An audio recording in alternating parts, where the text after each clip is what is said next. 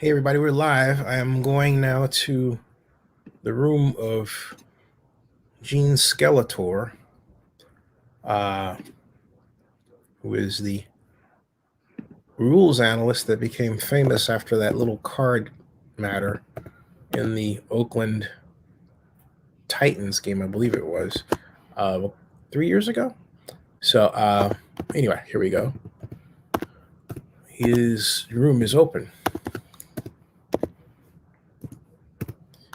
And yeah.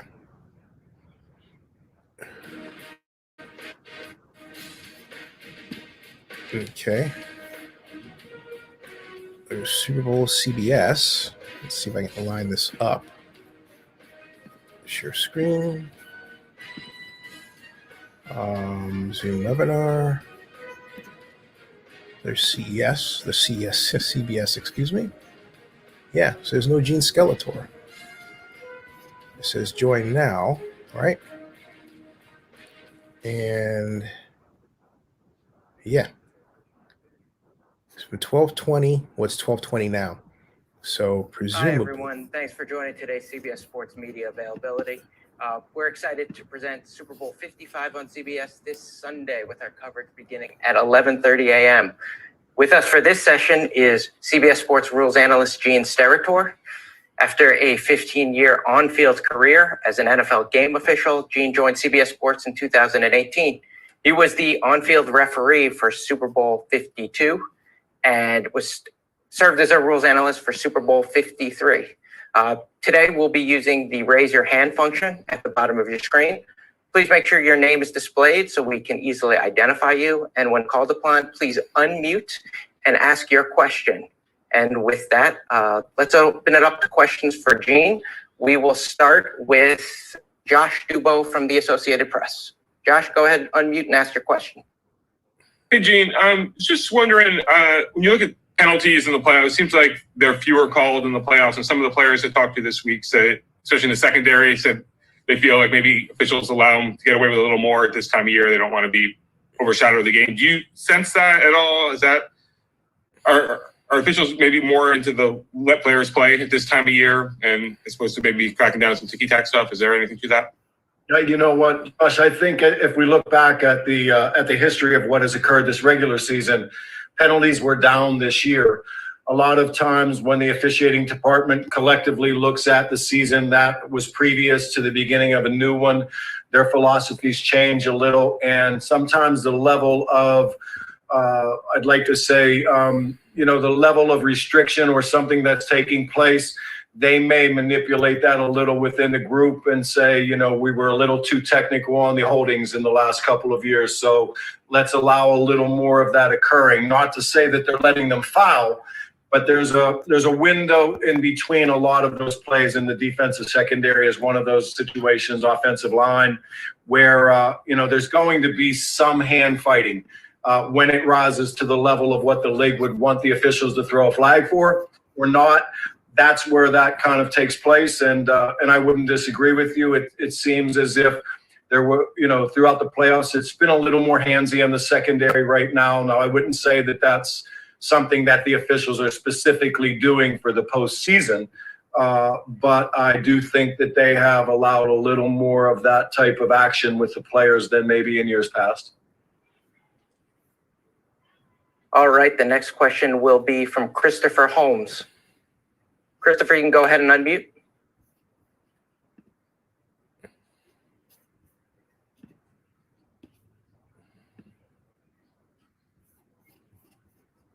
Christopher, are you there? Can you hear me now? Yep, we can hear you. Hi, thank you for your time. I wanted to ask you, what's your thought on the so-called star squad of officials for the playoffs? And you think if it makes sense to keep them going? And another question would be if there's a rule that needs to be changed or inserted. There's probably a lot of rules I'd like to change a little bit of, Chris, but, speaking to the all-star crew or quote-unquote all-star crew, I don't think that's a great word to use. I think It is best in postseason practices, and I believe this occurs in almost all professional sports. When we get to the postseason, I believe that it is best to collectively put your best people in those games.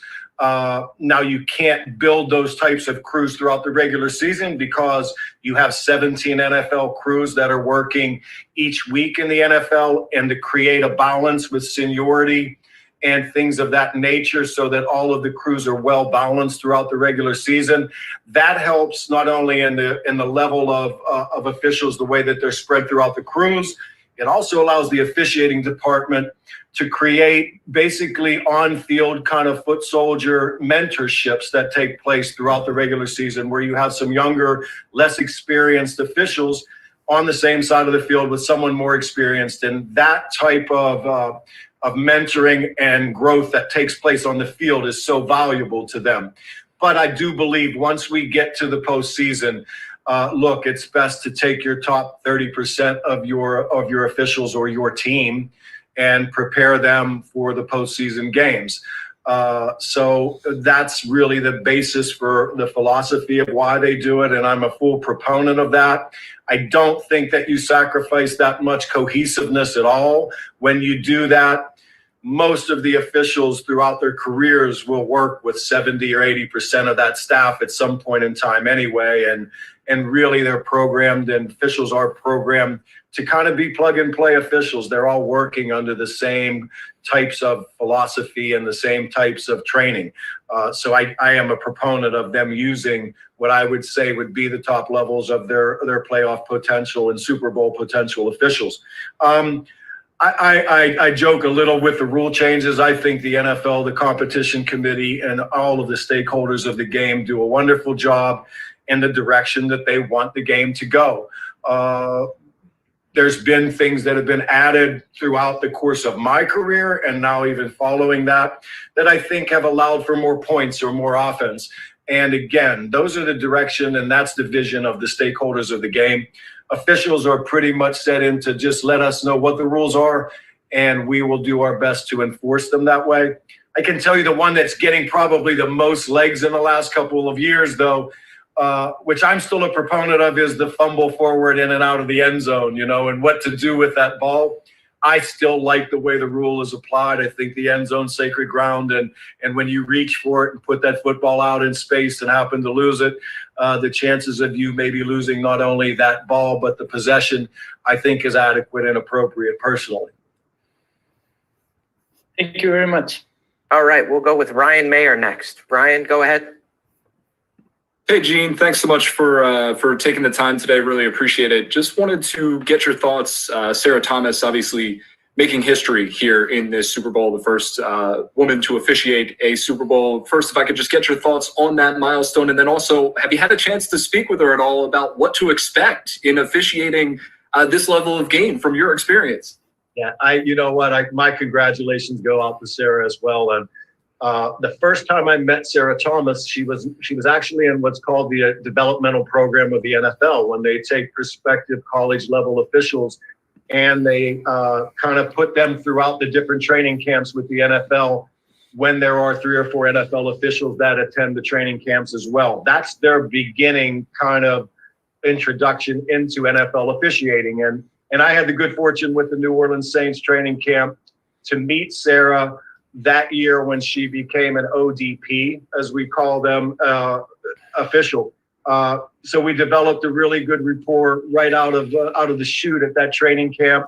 Got to know her a little personally before she was hired as an official in the NFL.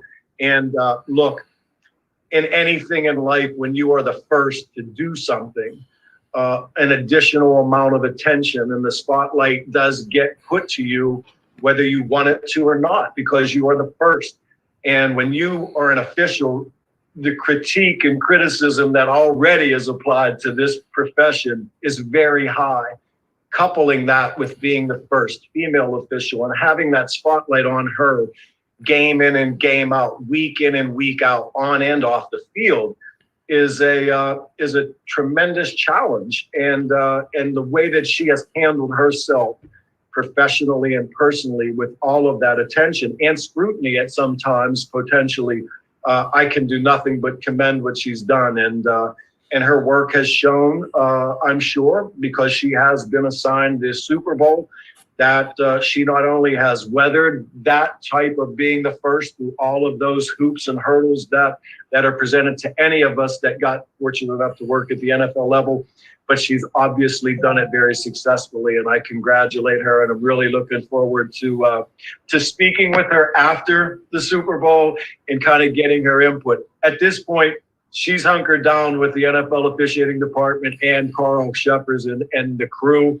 And I'm sure there's a lot of guys in that room with plenty of experience that can prepare her very well for what she's about to go into this coming Sunday. Thanks so much, Gene. Great. We'll go next to Patrick Walker. Patrick, you can unmute and ask your question. Hey, Gene, you would know the answer to this better than most, obviously, but how different is the mindset of an NFL official when being assigned the Super Bowl versus, say, a Week 4 contest? And are there any added behind-the-scenes tweaks that the league makes for potential controversial play reviews during the Super Bowl, given the added pressure of, getting those calls correct? Yeah, that's a good question, Patrick. I can tell you, look, the magnitude of what the Super Bowl is for the country. And truthfully, if you're not just a lover of sports, it's an historical event, right? So when you're officiating something of this level and you understand that an incorrect call or a slip, right, in the moment, it's very humbling to know that if that does occur, then that mistake potentially will be part of history. That's a very, very humbling feeling when you realize that. And I experienced that once I got that assignment and started into that preparation, understanding the magnitude of the game. I was very fortunate to have an older brother who has finished his 20th season in the NFL this year. So I lived it from a very close proximity, in that regard, and was very fortunate to live with my brother Tony through a couple Super Bowls before I was assigned my first on-field one, to understand the magnitude of that. So that in itself is something that, look, every week in the NFL, when you get to this level, and every football game, as we all know, are dissected in so many ways over so many days, that pressure is something that you are going to either embrace at some point or it's going to smother you. And one thing about professional officials and in the NFL specifically, because of the downtime, right, between one game to the next, there's an awful lot of space there to do a little more dissection than maybe in baseball or basketball that play every other night. You are aware of that. Now, does that increase 100-fold or 1,000-fold because it's the Super Bowl? It does. But like anything that you get presented with, when the stakes grow, right? But the game is still the game. What you constantly are telling yourself and what the crew is doing, and to answer the second half of your question, what I'm sure the NFL is doing, is that we're not changing anything. Once we kick that football off and get through all of the hype that's taking place now, let's just get back to what got you to the NFL Super Bowl. Let's officiate the game the way that the game should be officiated from preseason one through the final game. And it's that level of consistency and that level of thought that not only provides the best opportunity for the officials, it also provides that comfort level to know that, look, there isn't anything additional that we have to do once we kick the ball off, right? Once the clock starts, we go right back into what we've done week in and week out. And that will provide itself the opportunity for them to get right back on the bike now and play the game. Then when they look back 2 weeks later or 2 years later in certain cases, then you will realize the magnitude of the game. And then that's when you can get nervous because it's already over and you're watching it at home. Thanks, Gene. Thank you. And next we will go with Neil Best. Neil, you can unmute and ask your question. How are the logistics of your job different this year compared to a normal year, and how will they be different on Sunday?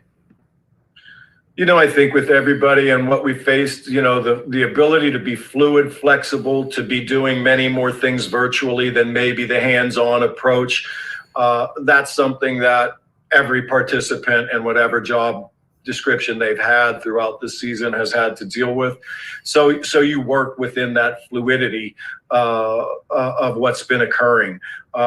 So I think once they get there and get themselves situated again, they will feel most at home once they get to that locker room and get their uniform on and get out on the field. But I've never dealt with anything like this from the officiating window, naturally. So there's definitely some newer challenges that they've been faced with. But look, we've all got accustomed to Zoom and to the interview process, or to the training process that we now do, because we have been put into this position. And I'm sure that they've done that very well and prepared them very well at the same time. I meant your job as your job at CBS. Oh, my job as an analyst? It's changed a little in the sense that I haven't been in New York every single weekend. They did an outbuild for me here in my residence to provide me that opportunity to be able to do a lot of this from a remote location. But you know what? Other than having just the proximity of everyone in the same room, my producer, Kamani Morales, who's done an amazing job all year, not just dealing with one game, but sometimes 4, 5, 6, 7 games over a Sunday afternoon. And that the production of getting me in and out on multiple games. It's an amazing accomplishment when we're all kind of next to each other, and to be able to have that feeling of comfort with Kamani and the rest of the studio, truthfully, and all the locations. They've made this really seamless and have done a great job in that regard. And truthfully, the commute's been pretty easy for me. It's about 12 or 15 steps downstairs, and we're ready to go on Sunday afternoon. So it's been a little different, but like anything, once you get into a certain rhythm and it becomes your new comfort zone, then you kind of adapt and do the best job you can do so that we have the best broadcast we can have every game. Great. Thanks, Neil. Next up will be Zennie Abraham. Zennie, you can unmute and ask your question. Yeah, thank you, Randall. Gene, how are you doing? I am curious to know what you think about the helmet rule, the crown helmet hit rule, because on a couple of games, at least last season, one with respect to the Browns where it looked like it should have been called but wasn't, and then of course there was a reverse the previous week. Do you think the committee should now re-review that with respect to attempted tackles that are below the waist? Yeah, Zennie, it's a great question. And look, I should say this first about illegal use of helmet and defenseless receiver penalties. This is a very aggressive game. We all know that. The speed at which these plays are taking place on the field in that proximity is truly, literally a blink of an eye. With that said, the safety mechanism and the reason and rationale for implementing these new rules is a necessity, right?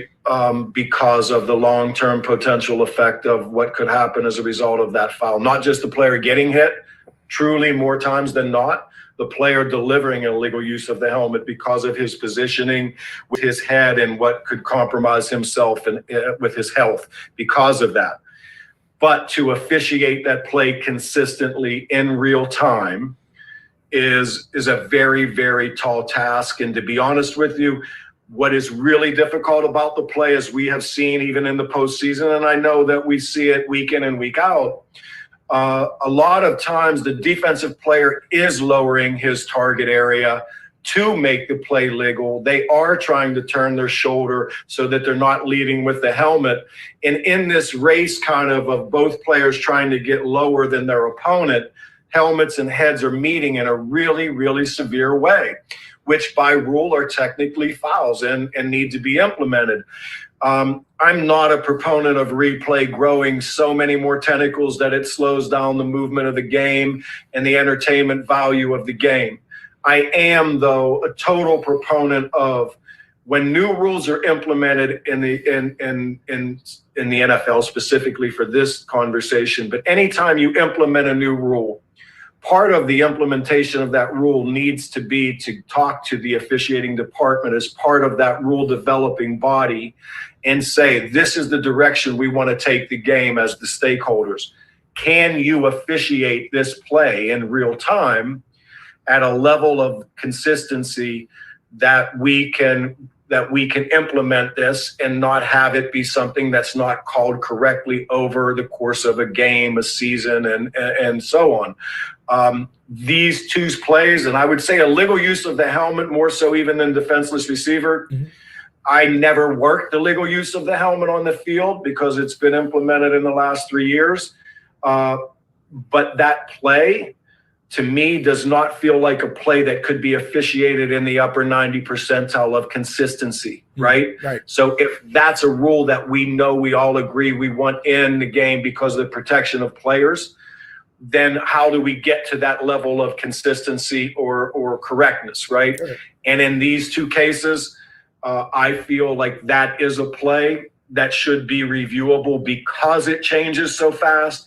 And once you're on that field and you've experienced, look how quick pass fumbles occur, how quick everything on that field really is.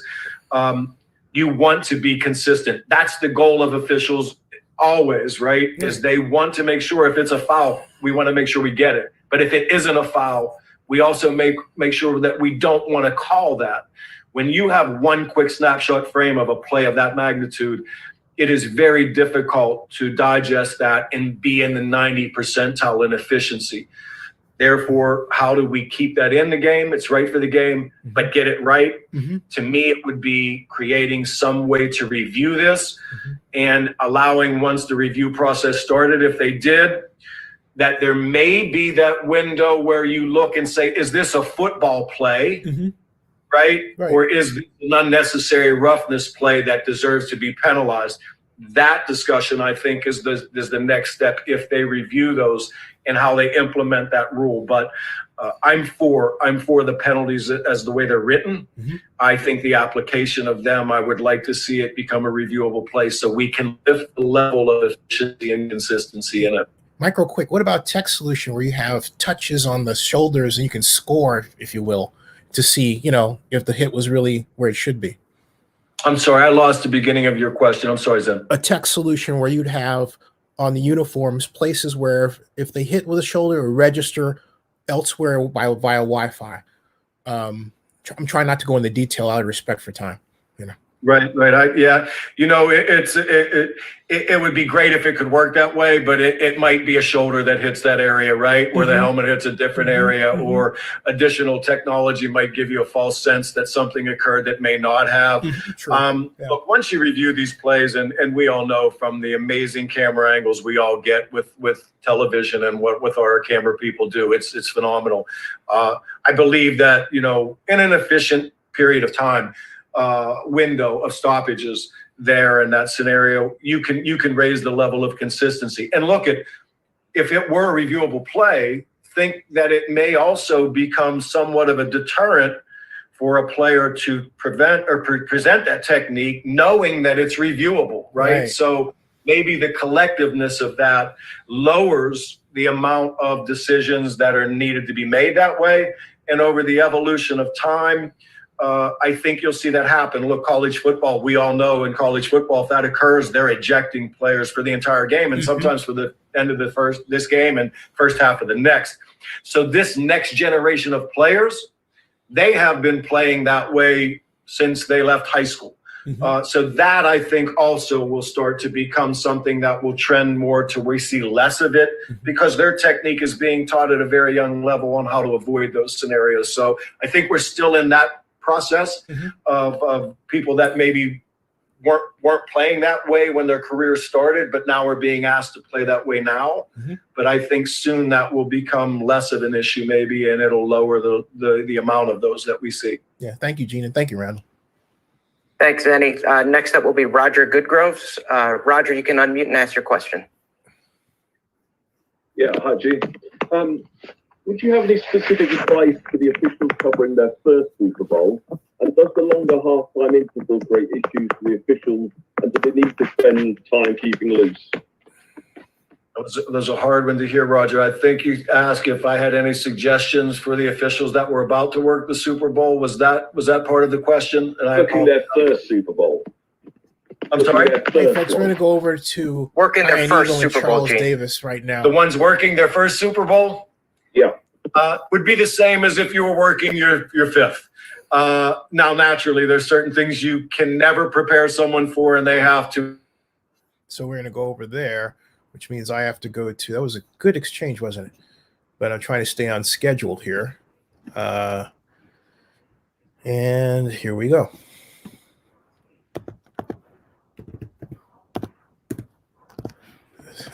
Got to put your credentials in here all the time.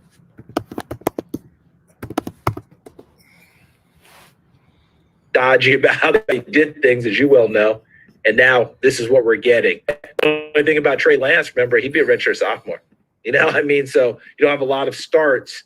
And that's one of the things that some teams worry about a little bit in terms of experience. Thank you. All right, our next question will come from Neil Best. Neil, if you could unmute and ask your question. This is for both of you. Could you talk about what this new partnership was like this season for you guys? Yeah, I mean, first of all, Neil, nothing gets me pumped up for a Super Bowl like doing a Zoom from my wife's office. So you could feel it. You could feel the energy. I really felt the energy in whatever room Jerry's in. That looked like he looks very scary. That's a very scary setting he's in. I'm sorry, go ahead. Yeah, Jerry's in Wyoming at an undisclosed location. For me, Neil, what we're doing right now was the basis of our relationship this year, and that was season-long Zooms for me and Charles. So a year with a new pairing would normally mean a lot of time together, out at dinners, hanging out, car rides, meetings. None of that happened. So our relationship had to develop virtually before it could ever develop in reality. And fortunately, all of the Zoom sessions translated when we finally got to do a game together, Cleveland and Baltimore, week 1.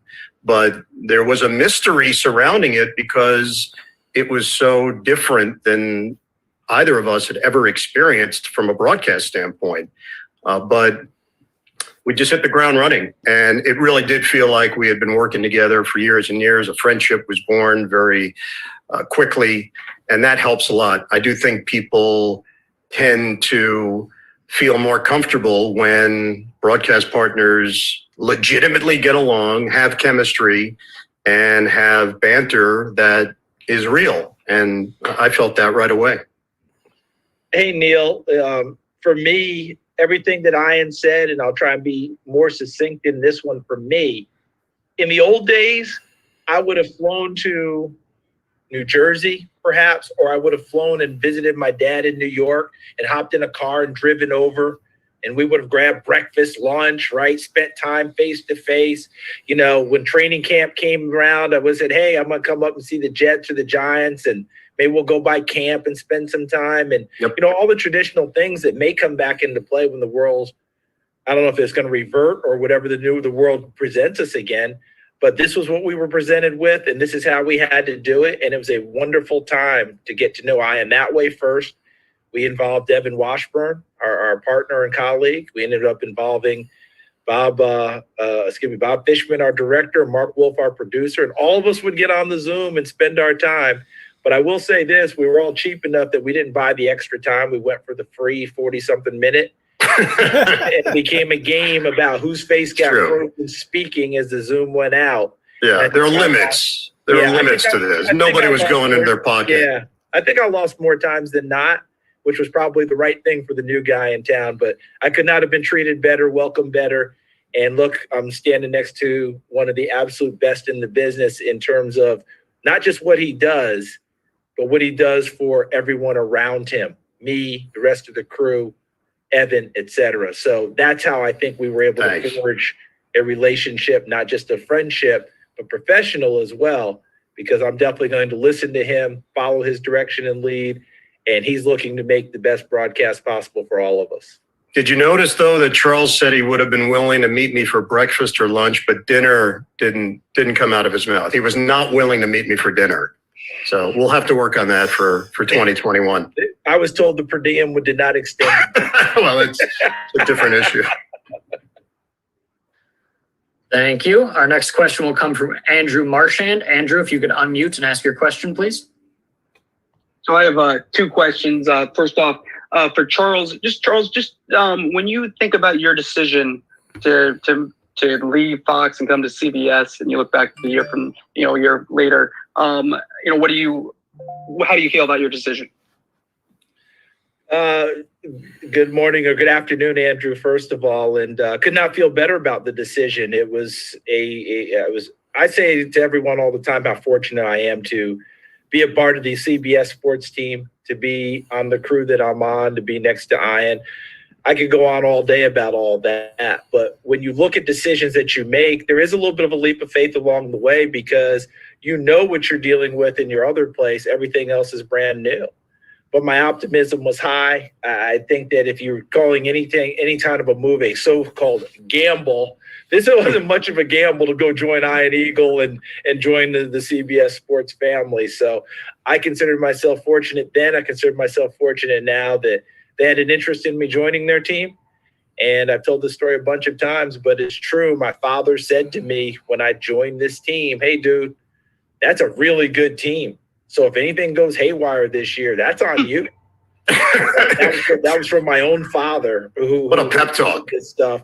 And I was like, "Love you, Dad. Appreciate it." But bottom line is, could not feel better about the move that I made. And again, I thank Sean and Harold and David and Ross and all the rest of the top brassers, Steve, for having the faith to bring me over.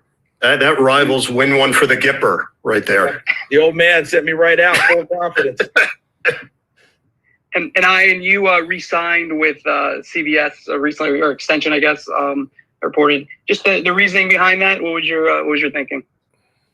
Well, I love working at CBS. I've never talked about my contract, so I'm not going to start talking about my contract today. Hopefully, we can respect one another on that. Thank you. And our next question will come from Pat Gallen. Pat, if you could unmute and ask your question, please. Hey guys, hope you're doing well. This is a two-parter for Charles, actually. First part of that is, what has given Andy Reid the staying power to become one of the best coaches in NFL history? And part two, when are the Eagles, this is for the Philly crew here, when are the Eagles ever going to get back to a Super Bowl? I'll start with the second one. None of us really ever knows when a team's going to get to a Super Bowl. I mean, you have your feelings, you have your thoughts, but when we go with all the coach speak about how hard it is to win a game in the NFL, it's awfully hard to win a game in the NFL, let alone get to a Super Bowl. So that breakthrough that happened with them, Andy took them there, once. They didn't win it. Doug Peterson gets them there and wins it, and you think, boy, this is a setup for lasting thing. It's hard in the NFL. There's a reason we haven't had repeats since 2003, 2004. So we'll just have to see how things go now with Nick Sirianni, and I wish him the best. He's a terrific young coach and a terrific person. I wish him and his new staff the best. And what was the first part again? Oh, Andy Reid. To me, he's Benjamin Button. And what I mean by that is Andy has managed to stay young in his play calling because he's embraced what the college game is giving us. Because so many people have the college game sent us so many things that the NFL resisted and said, nope, that's Joe College stuff. We don't do that. I go back to the lockout of 2011 where you had to get those quarterbacks going, Cam Newton, Andy Dalton, all that crew, and there was no offseason, no OTAs, no mini camps. And these coordinators said, I got to give them something that works. And they did some college. That actually is working. And things kept going on from there. But Andy, I remember talking with him once. I'll stop here. He said he sits at his desk during the week and he's working on things, and he'll have on a college game. We have those Maction games on Tuesdays and Wednesdays, and he'll see things, jot it down, put it to his team, see, okay, what piece works here? I got to change this here, but boy, I think that could really work. So that's why I call him Benjamin Button. He's gotten younger in his play calling, and I don't think anyone has more fun in designing offense and executing offense than the team in Kansas City. Thank you. We will go to Mark Gaugen for our next question. Mark, if you could unmute and ask your question. Yes, Charles, obviously the Chiefs lost Eric Fisher. Just how worried are you, if you will, about the Chiefs offensive line? And, given the fact the Bucs front four is really good, and how do you see that matchup? Mark, it's a legit question. I'm not as worried for this reason. One, they've played this year with a shuffled offensive line really from the word go. When Dr. Duvernay Tardif so wonderfully decided not to play, and for all the right reasons to help the rest of us, to help mankind, that started their shuffle. Who goes where? Who does this? And if you go back to that New Orleans game near the end of the year where they had other injuries, remember Mitchell Schwartz is an all-pro. He hasn't played really since about week 6 at right tackle. Mike Remmers was filling in for him. Then Andrew Wiley had to bunch out there because now you got to move Remmers over to left tackle. My point being, they've done this. It's not new to them. And the other thing is, how long does Patrick Mahomes hold the ball in the pocket? Not super long. Because if he's back there for a while, he's going to start to move. And that helps an offensive lineman as well, that it's not just a standing target for guys to zero in on with a great pass rusher. So if this was a throw it down the field, Joe Namath 10-yard drop back type offense, I'd be a little more worried about those tackles. In this case, I'm not quite as worried. But if we see a lot of 3rd and longs, I think that allows Todd Bowles to turn loose JPP, Shaq Barrett, and play coverage against Patrick Mahomes, because I don't think you want to blitz him a whole lot. And Charles, if I remember correctly, the game we didn't they lose Osemele early in the season? So they had to make an adjustment with Allegretti early. And you're right about this process on the offensive line. This has been an ongoing process for them. And normally you'd say left tackle, huge issue, and Eric Fisher has been a tremendous player. But Remmers has been getting so many reps, and he's been so versatile throughout his career to begin with. Yeah, Mark, to finish it off, looking at them right now, they have one player in place that started the season in the spot he began, and that's Austin Ryder, the center, who got hurt and had to come back in and play. Andrew Wiley was a guard to begin the season, right? He's playing tackle. Allegretti was the 3rd center. He's starting at left guard, to Ian's point about Osemele being out. Remmers was a right tackle backup. Now he's a starting left tackle. And Wisniewski, I'm not even sure how many teams he's been with. I think he began the season in Pittsburgh this year. But he started in the Super Bowl with Philadelphia at guard and won a ring. So we know he's more than capable. All right. Next up, we will go to Ryan Mayer. Ryan, if you could unmute and ask your question.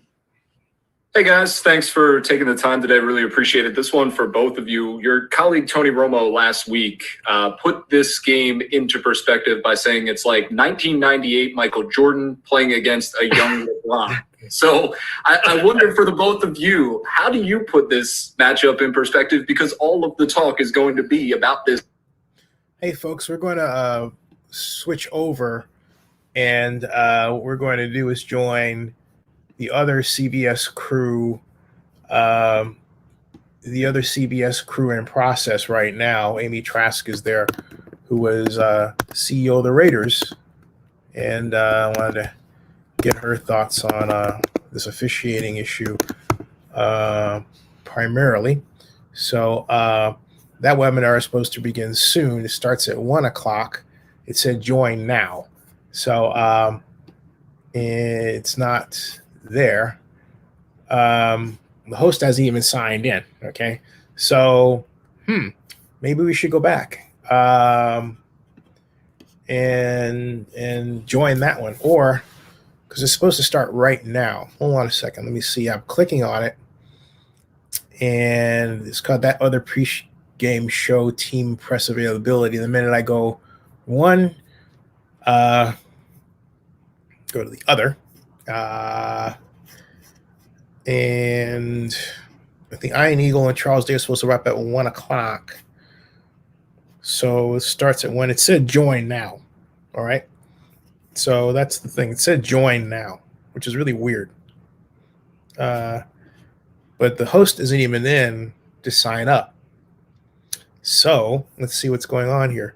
If we go back here, yeah, it said join now. And we're about a few seconds away from the other one being over. So my guess is that the host that's there, let me try this again, is probably, see, either that or maybe, nope. Yeah, that host is there. So while that's, so we're waiting on that one, let's go back and see if we can get in the other one. How's that? Because the host isn't even there, right? And that other one may still be going. So let's leave and join that one. See what's going on there. Funny how things work, isn't it? And now formula for success if they're going to try and get that done. But to go back to Tony's thing, and now that he has a piece of Ian's heart, he also kept a piece of his own heart because he talked about this would be Jack Nicklaus versus Tiger Woods that one, right? in their primes going at it. And I loved how he went chess. He went Boris Spassky, Bobby Fischer, and even brought in the current world champion in chess. But all that being said, with as much fun as we're having with it, I think Tony put it in a really good perspective. This is the type of matchup that you don't get every day in the ultimate game. You're getting two of the best at the top of their games. One of them may be 43, but has he played extremely well over the last 6 weeks? The answer is yes. The other one's the kid who may be one of the most precocious players we've ever seen in the NFL, who fears nothing. And by the way, signed for nearly $500 million last year with zero drop-off in play. You know, a lot of times guys get money, things change. Hadn't changed with this young man. We're getting one of maybe the best quarterback matchup we've had thus far. And that's saying a lot considering some of the quarterbacks we've seen match up in Super Bowls. Next up, we will go to Joey Knight. Joey, if you could unmute and ask your question, please. Hi, this is for Charles. Can you hear me, Charles? Certainly can, Joey. Thank you. So much has been made about this Tampa Bay being the first team to host a Super Bowl. Considering the climate we're in and just the special circumstances of this Super Bowl, how profound is that home field advantage in your opinion, or isn't it an advantage this year? I think it'd be, Joey, I think it'd be a little bit more of a home field advantage if this were a normal Super Bowl. Because it's not normal, and Kansas City's not required to be here all week like you would in a normal situation and deal with all this. And these are the normal trappings for Tampa. It gets blunted a little in my mind, but it's still a great advantage for them. And in fact, part of the advantage is the fact that we are having a different type Super Bowl. These guys are not inundated with family coming to visit now. You're not inundated with extra ticket requests because there are only so many tickets available for the game. You know, you talk with NFL guys, I think Ian can back me up on this. Privately, they will tell you the ticket situation for big games, that can sap your play bigger than anything if you don't handle it the right way, because it just keeps coming. You hear from your eighth cousin that you haven't seen since you were 3 when you go to the Super Bowl. That's how it works. But in this situation, they don't have these things. I saw this story where Tom Brady said his family, which recognizes how important this is, they went away. He's been by himself to focus on the game, and he's at home. Yeah, it's an advantage for Tampa, but it gets blunted a little because KC doesn't have to be on the road for an entire week. It's a business trip for them. They stay in their own beds all week too and just fly in and go play. So wonderful for Tampa for those reasons, but I think it'd be bigger if this were a normal Super Bowl and KC had to be an entire week away from their home where Tampa could stay at home in that situation. Next up, we will go to Jason Alex Fleming. Jason, if you could unmute and ask your question. How you doing, Mr. Davis? Doing well, sir. How are you? Man, I'm great. I haven't seen you since the NFL Combine this last February, March. Yeah, and that's the last time I think a lot of us all saw each other. It was that time frame because I flew home and didn't get on a plane again until I flew to see Ian in Baltimore for the first time. See, imagine that. But you know what? What a difference almost a year makes. Yes, sir. I'm currently here in Tampa. I'm here at the convention center, and I'm seeing the reporters and ESPN and NFL Network start to trickle in. Maybe I'm crazy, but I'm noticing that on the Kansas City defensive line, Nandi and Passamwa, there's a weakness there that the Tampa Bay Buccaneers can exploit. Over under 150 yards for Leonard Fournette. I'm going to go under because 150 yards is hard to get. Okay. I mean, it's one of those things where is he capable? Absolutely. And I would probably disagree with you on the weakness part of it if we're talking about the run game, because that's Derek Notty's game.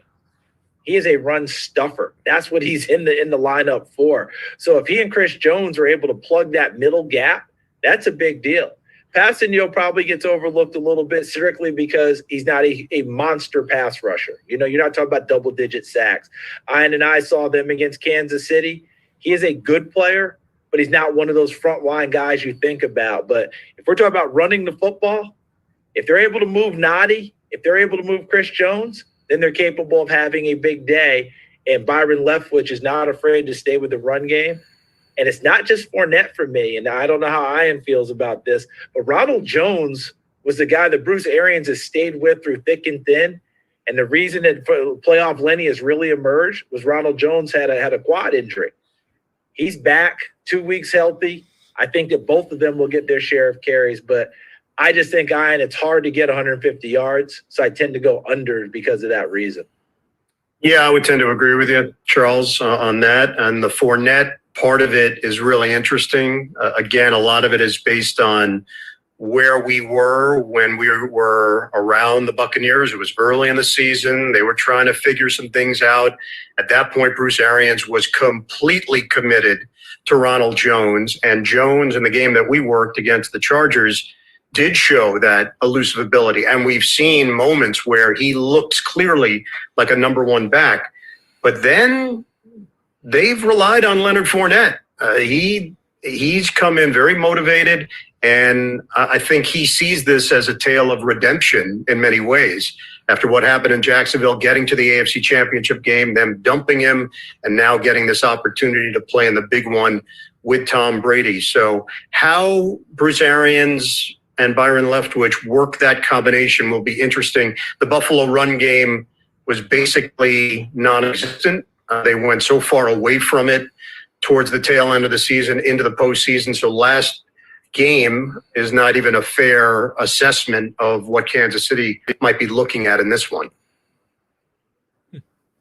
All right. And for our final question, we will go to Fernando Ramirez. Fernando, if you could unmute and ask your question. Thank you.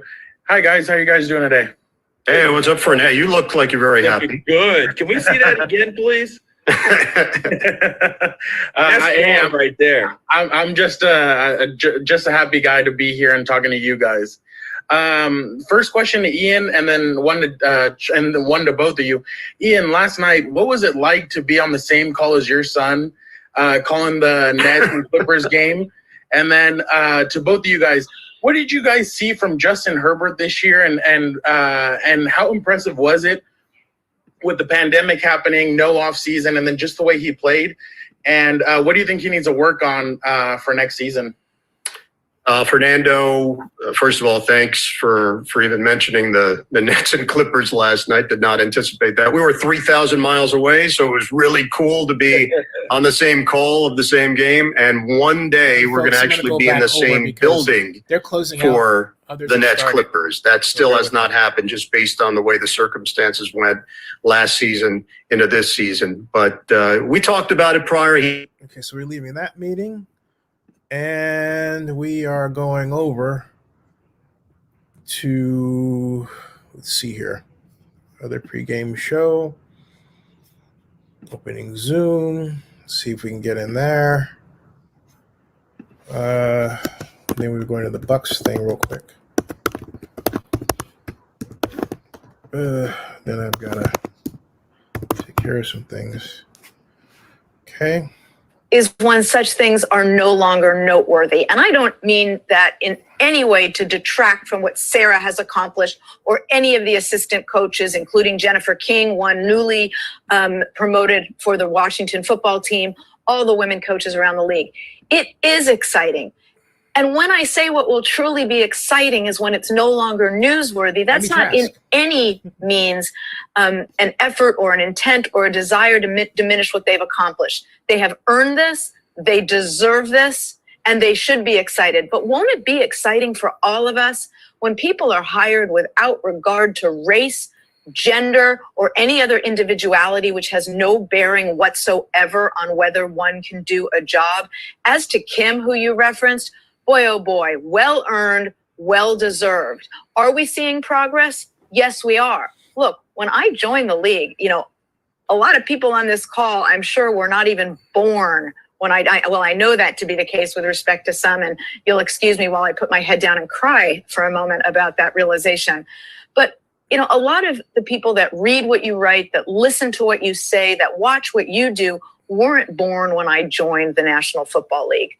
So when we talk about progress, I have seen progress. I joined the league in the early part of the mid-'80s, and there was no discussion of women in football or women in the National Football League. And by the way, it wasn't women in the NFL owners' meetings. It was me. So yes, I have seen progress over those decades. Has it been fast enough? I don't think progress has been fast enough with respect to gender, race, or any of those other individualities I referenced. All right, thank you, Nate. Next, we will go to Jeff Agrest from Chicago. Jeff, you can unmute yourself. Thank you. This is for Kyle. Kyle, I know you've appeared on sports radio in Chicago. I know your brother, Chris, has a podcast. Your dad's obviously on Fox. Why have the Longs gravitated to sports media after their careers? And what do you hope to accomplish in doing so yourself?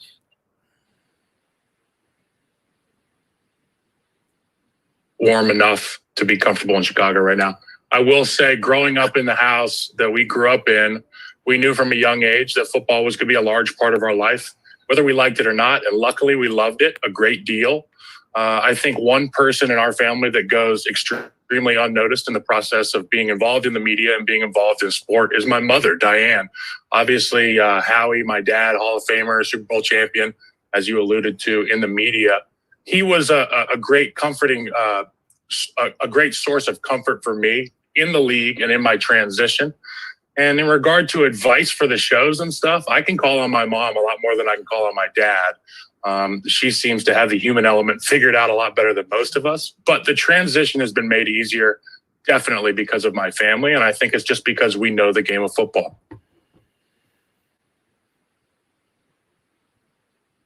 Great, thanks, Jeff. Next, we will go to Tara Sullivan from the Boston Globe. Tara, go ahead. Hi, guys. Thanks for doing this. Amy, I would love to follow up with you. I just loved your answer before, and if I could bring you back to that notion of like the women's growing place or foothold in the NFL, especially from you who was once, the woman in the NFL instead of now as we're seeing more women in the NFL.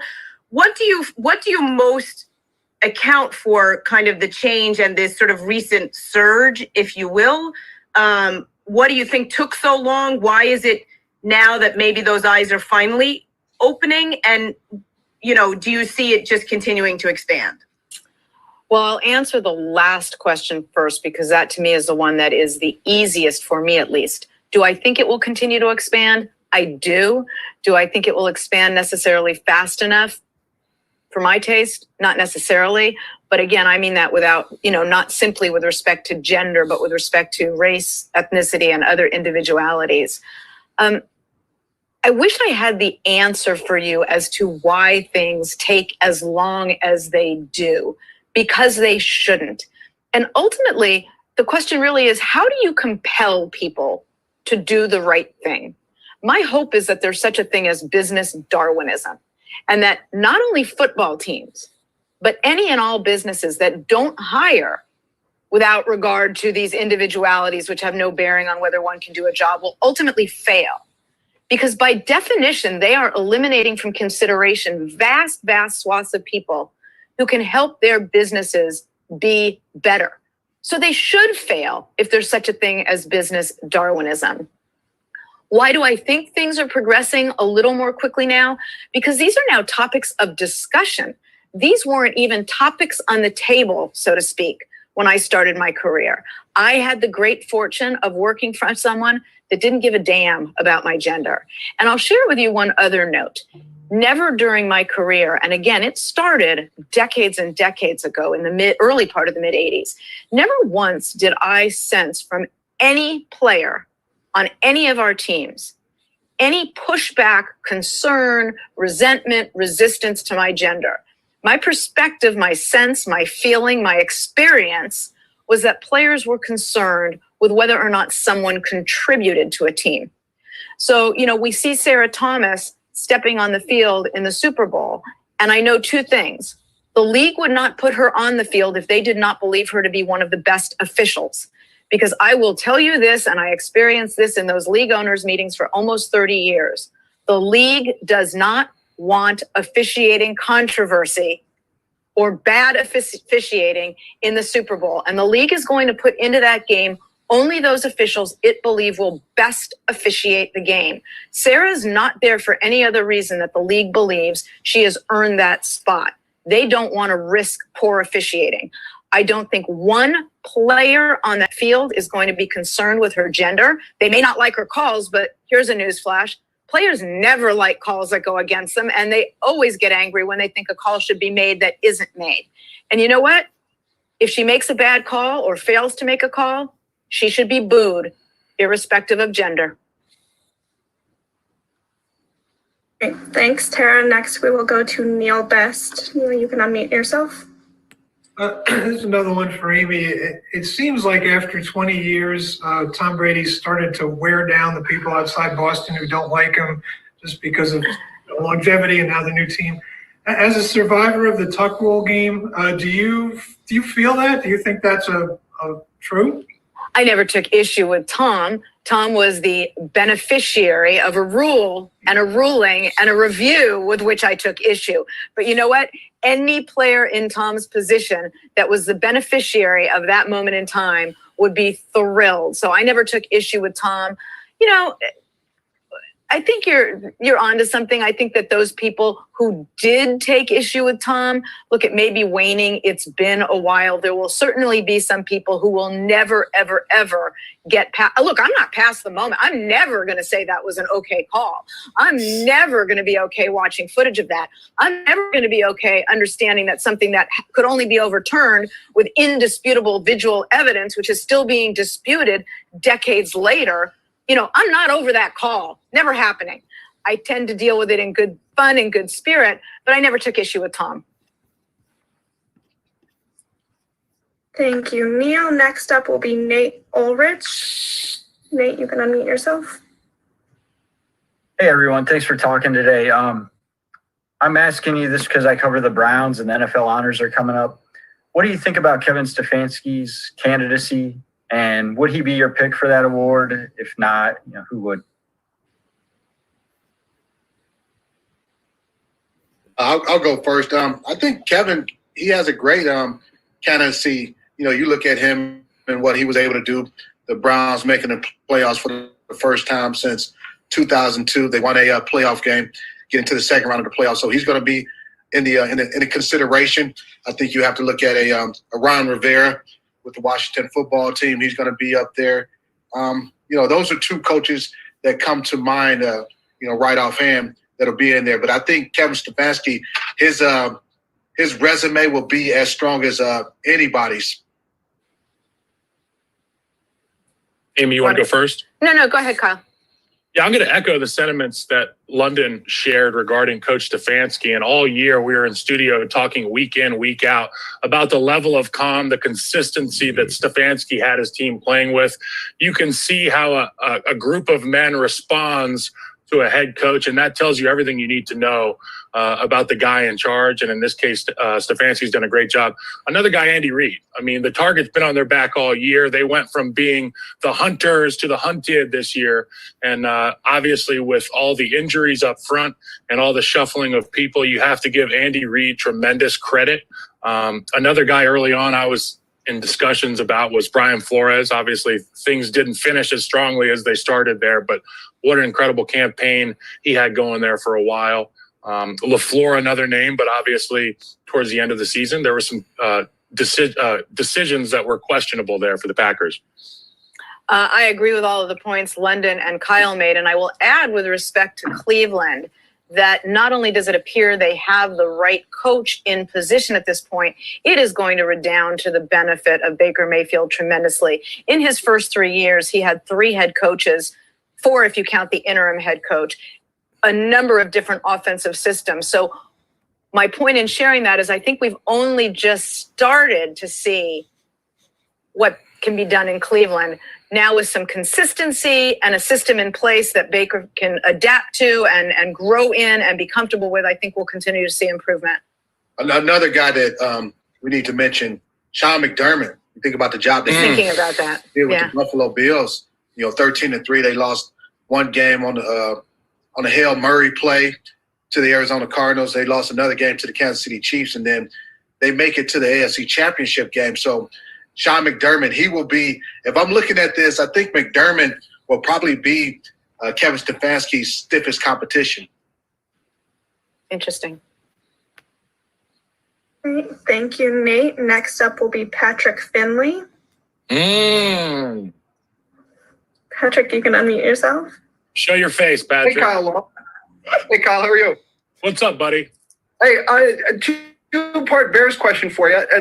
What did you think of the end-of-season press conference where George McCaskey didn't make any changes and kind of just the way that was presented to the fans? And secondly, an even bigger one, who's going to be their quarterback next year, and should it be Mitch?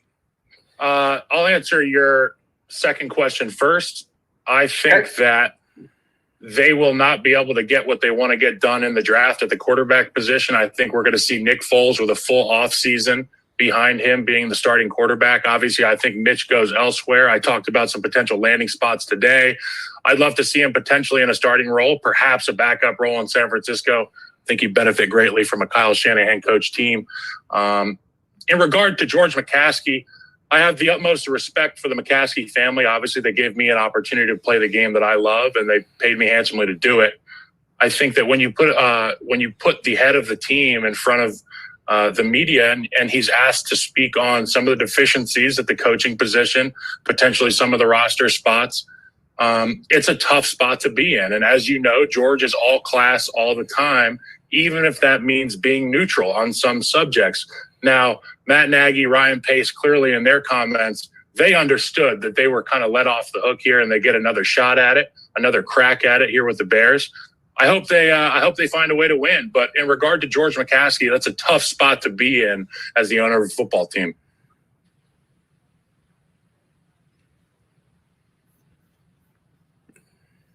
Thank you, Patrick. Next up, we will go to Paul Banks. Paul, you can unmute yourself and ask your question.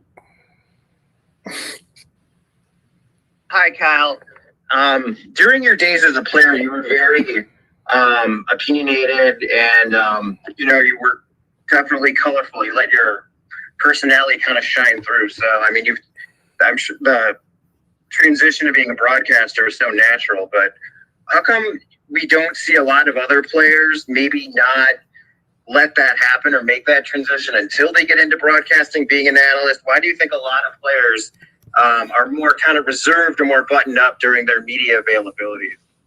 Well, I think we're experiencing, and Paul, thanks for the question, by the way. I think we're experiencing a paradigm shift, and the athletes that are in the NFL and around other sports leagues are realizing the platform that they have, the impact they can have on the city that they play in, the state that they live in, and the world around them. I think that it's an amazing thing, and I was lucky enough to grow up in a house with an older brother who was in the league before I was. And he just said, be yourself. Everybody else is taken. And I've taken that to heart. And I found that more often than not, it's been a good thing when I be myself. It's Patrick Finley who just asked me a question. He's covered some bad times for me when I've been myself, whether that be at practice and altercations, or maybe I tweeted something I should have tweeted. But I have no regrets. I'm confident in the person that I am, and I know that everybody else is taken, so I just got to be me. Thanks, Paul. Next, we will go to Mark Goffin. You can unmute yourself and ask your question. Yes, okay, Amy, good to talk to you again. London, wish you could have stayed in Buffalo for one more contract. And the question is directed primarily to Kyle. Kyle, given the injuries on the Chiefs O-line, how worried are you, if you will, about the matchup since Tampa's front four is so good? Well, you want to talk about a mismatch on film. You go take a look at that Super Bowl from last year and the rush success that San Francisco had. And who other than Andy Reid to make a great adjustment, put two wing tight ends in and say, oh, you want to beat up our tackles? Well, we're going to beat the hell out of your DNs before they even get there. I think that the Kansas City offensive line situation is even more drastic than we understand. But I think the saving grace are the offensive minds and that quarterback, Patrick Mahomes. The ball's out quick, and Andy Reid knows how to stop a great rush. Thank you, Mark. Next, we'll go to Ryan Mayer. Ryan, you can ask your question. Hey guys, thanks for doing this today. London, my question's for you, and kind of building off of what Kyle was just saying. The Buccaneers do have a great pass rush, but in the first matchup between these two teams, it didn't matter as much early because the Chiefs were able to jump out to that big lead. If you're looking at the defensive side of the ball, what adjustments do they make to try and slow down this Kansas City attack? Well, I think it's Todd Bowles, and they go back and look at that film from the previous game. They're going to say, okay, how can we eliminate the big plays, the big explosive plays that Tariq had in that ball game? First and foremost, I'm putting the safety over top of whoever's covering Tariq Hill. They may even try to start off playing two deep safeties, see if they can stop the run of Kansas City with the 7-man front. The way the Bucs defense is built, I could see them being able to stop the run very effectively with a 7-man front or a 6-man front, depending on their nickel. You look at the big two tackles with Sue and Vita Vea, and then JPP and Shaq Barrett. Those guys do a great job of setting the edges. And then the speed of those two linebackers, Levante David and the other linebacker, Devin White. That speed that they have, those guys can stop the run with 7 men or 6 men in the box, so to speak. So that's one of the adjustments that I see them making defensively to eliminate those explosive plays. And what you'll do is they're going to try to see if they can force Kansas City to think and dunk their way down the football field. Are they going to be patient enough? Offenses tend to get impatient. They also, have situations where they'll have penalties, things like that to set them behind the chain, so to speak. That's what I would do if I was Todd Bowles in the defense of the Buccaneers. Force the Kansas City Chiefs to be patient, see if they'll stick with their game plan and not be frustrated and make mistakes. Great. Thank you, Ryan. Next up, we'll do Phil Jones. Phil, you can unmute yourself and ask your question.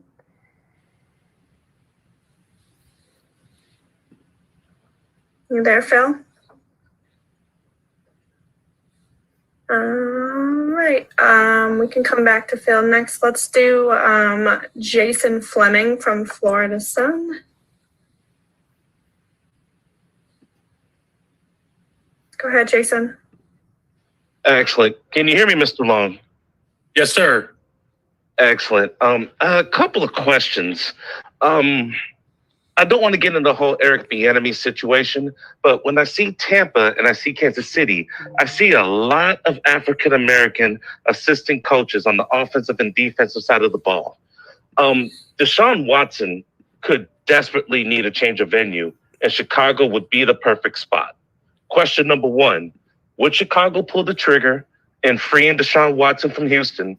And number two, why exactly does Chicago have a history of having bad quarterbacks at that position? question one, in regard to Deshaun Watson potentially landing in Chicago, let's hope that people can learn from their mistakes. I remember when Ryan Pace and the entire offensive staff went to the Clemson Pro Day, they didn't speak to Deshaun Watson. And it's been the bane of their existence ever since. But I will say, if I'm Deshaun Watson, I want to go somewhere where I feel loved, respected, and also where I feel welcome in the locker room and I feel comfortable. And to your point, you look at the Kansas City staff, the Tampa Bay staff, and, you know, these guys are relatable dudes. A lot of them played. You look at Bieniemy, and he's a guy that understands the game. He understands what goes into playing. And, you know, this is an echoed sentiment up and down these coaching rosters from both of these teams. They understand what goes into playing the game. And it's a new game, and hopefully Deshaun Watson has an opportunity to go somewhere and dominate, because he's as fun as there is to watch in the league. Great, thank you. Phil, you're up now. We can hear you now. Okay, sorry about that. Good afternoon, you guys. How are you doing today? I have two questions. One, this is for Amy, and hi, Amy. Hi, thank you for saying hi. The Las Vegas Raiders, 2 back-to-back seasons, they look good, and then they have a second half collapse. For 2021, what do you see them doing to get better to truly be a playoff contender in the NFL? And Well, I think, oh, sorry, go ahead. I was going to, you can go. Oh, no, go ahead and finish, and then I'll jump into both of them. I apologize. Okay. And this one's for really all three of you guys. How can Tampa Bay stop Travis Kelsey? That's the true question. How can Tampa Bay stop Travis Kelsey running freely? All right, guys, I'll jump in and I'll tackle the Las Vegas one and then the Kelsey one and hand it off to you. As to Las Vegas, I think it's evident to everyone that they need to address the defensive side of the ball. The offense is very, very exciting, very, very fast, explosive players, a tremendous offensive line. Carr was given so much time to make so many passes. He was able to throw downfield a lot. He throws downfield well when he's given time. So I think, you know, the offense was not only competent, and I use that in the sense that people in the finance industry use the word competent, which means it's a very, very high compliment. It's a good offense. It's an exciting offense. It's an explosive offense. It's a hard offense to defend. But they've got to address the defensive side of the ball. So to get where they want to be next year, that's what, in my view, they have to do. They need some big playmakers on defense. And because we're talking about the Raiders, I will quote something I heard over and over and over from Al throughout my career. The quarterback must go down, and he must go down hard.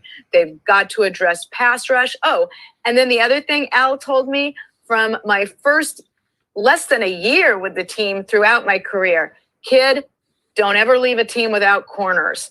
So if they follow those two pieces of advice from Al, address pass rush and corner, then I think you're going to see a defense that can buttress that offense and vice versa, and they'll be where you just suggested they can be. As to how to defend Travis Kelsey, look, it's a math game. This is 11 on 11. And if you're going to say, okay, we don't want Tyreek Hill alone covered by one guy. We want to give safety help to whoever is covering Tyreek Hill. We want 2 men on Tyreek Hill. We don't want man on man. Well, then by definition, you've taken 2 away from that 11. And Travis Kelsey's going to get open. That offense has so many weapons. I just referenced 2 because I want to stop talking and let Kyle and London jump into this. But the fact is, it's matchups and it's math. And when you've got to worry about speed like Tyreek Hill, other guys are going to get open. The one other thing I will touch upon before I turn it over to them is eyes on the offensive line. Down Eric Fisher. That's a big deal. We don't know if Mitch Schwartz may make it back. It looks highly unlikely that he will. Even if he does, he's been out with that back injury since week 5 or week 6. Tampa Bay tied for 4th in the league with sacks this season with 48. In the postseason, Tampa Bay is number 1 with 7 sacks. So watch pass rush and pass defense. That's what my eye's going to be on. And in that regard, they're going to be looking to get that ball to Travis Kelsey, get it to him quickly.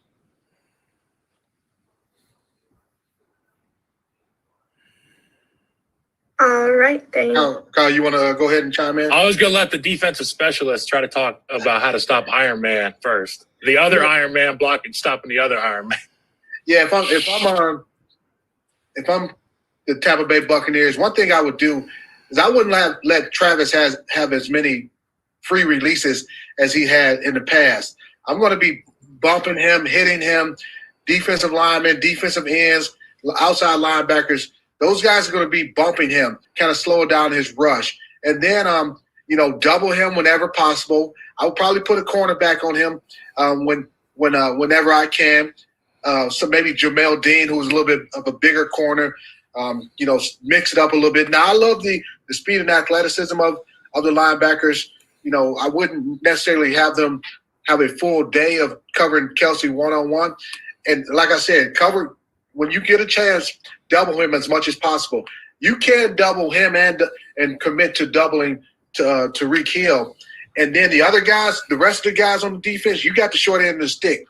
You can't let these other guys beat us. You can't let a McCole Hardman beat us. You can't let Sammy Watkins, if he's able to play in that ball game, beat us, or a Demarcus Robinson if he comes off the COVID list.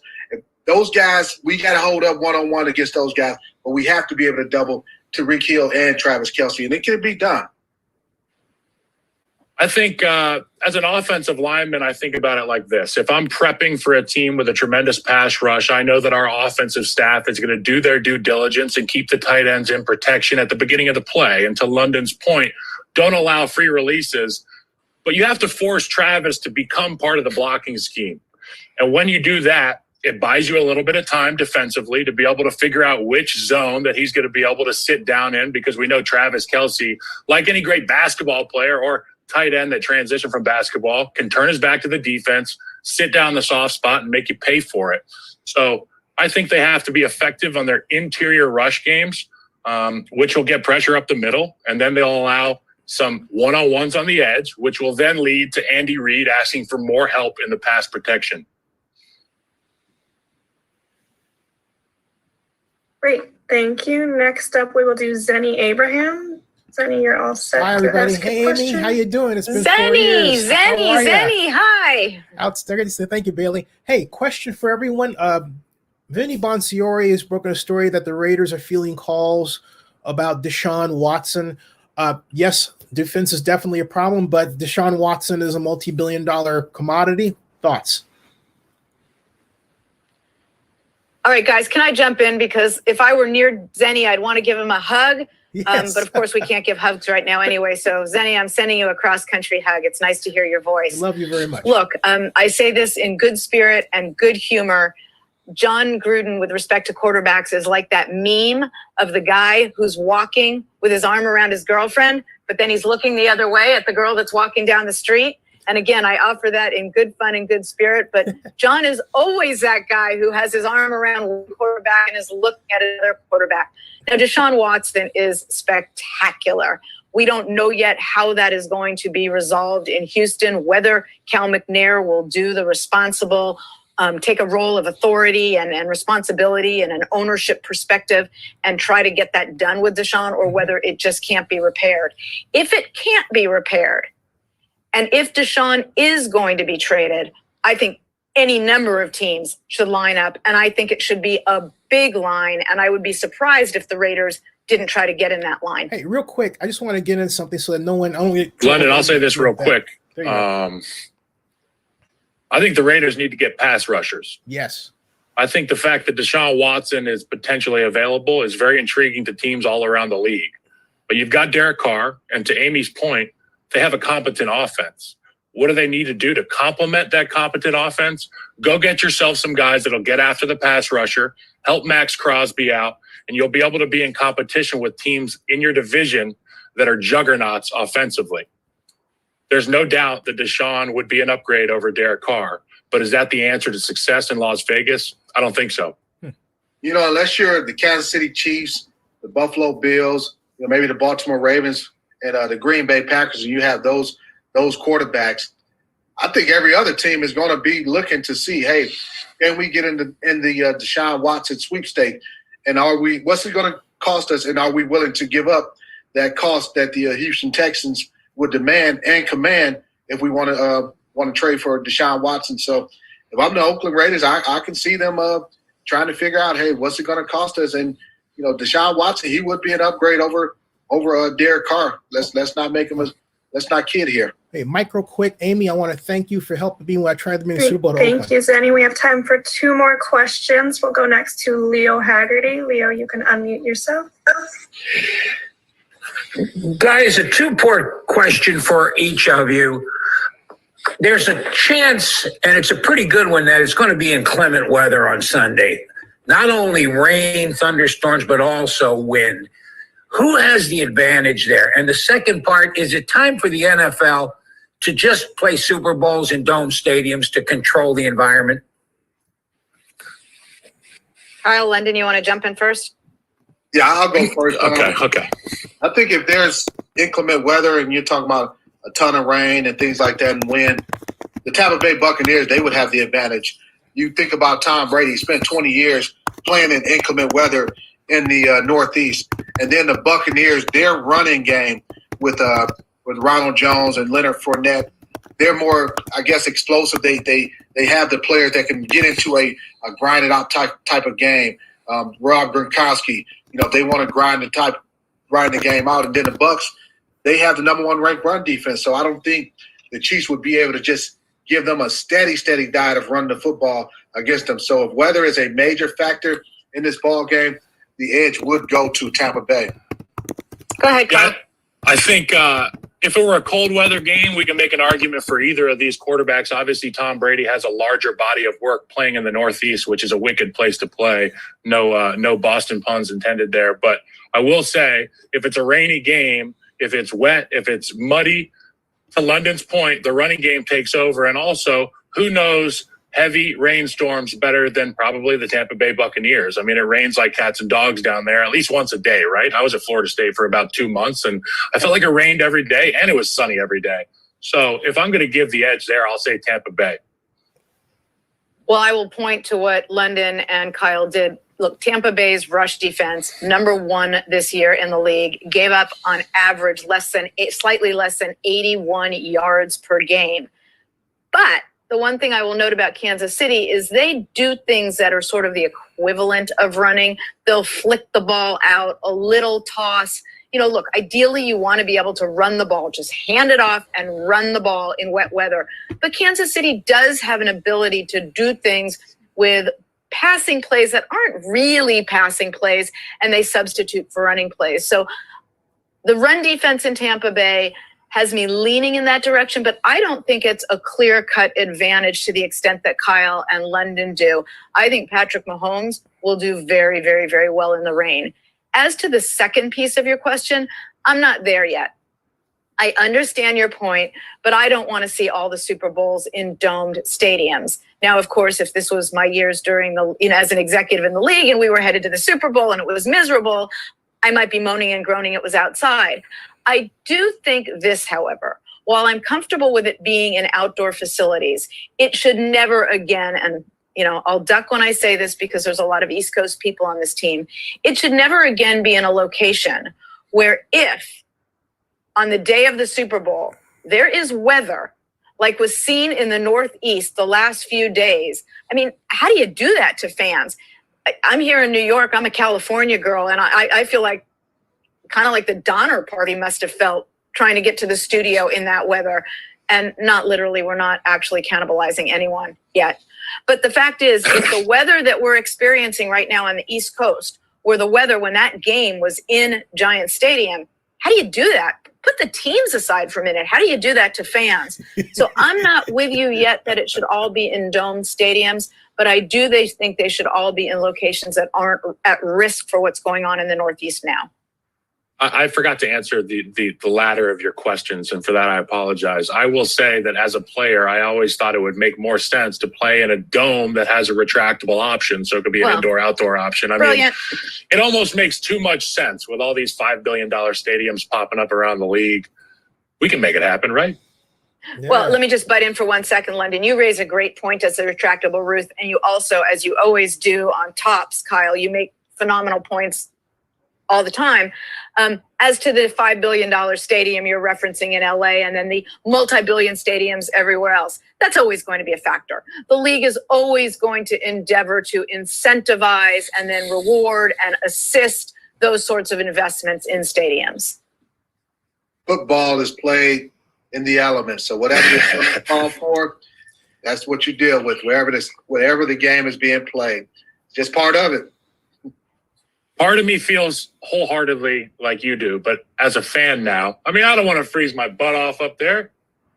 And I do think about the fans. I hear you, Lyndon, from a football perspective, and I agree with you from a football perspective, but that was always easy for someone, and I said this aloud at league ownership meetings. When you are a league owner or the president or CEO or general manager of a team, you are watching the game from indoors.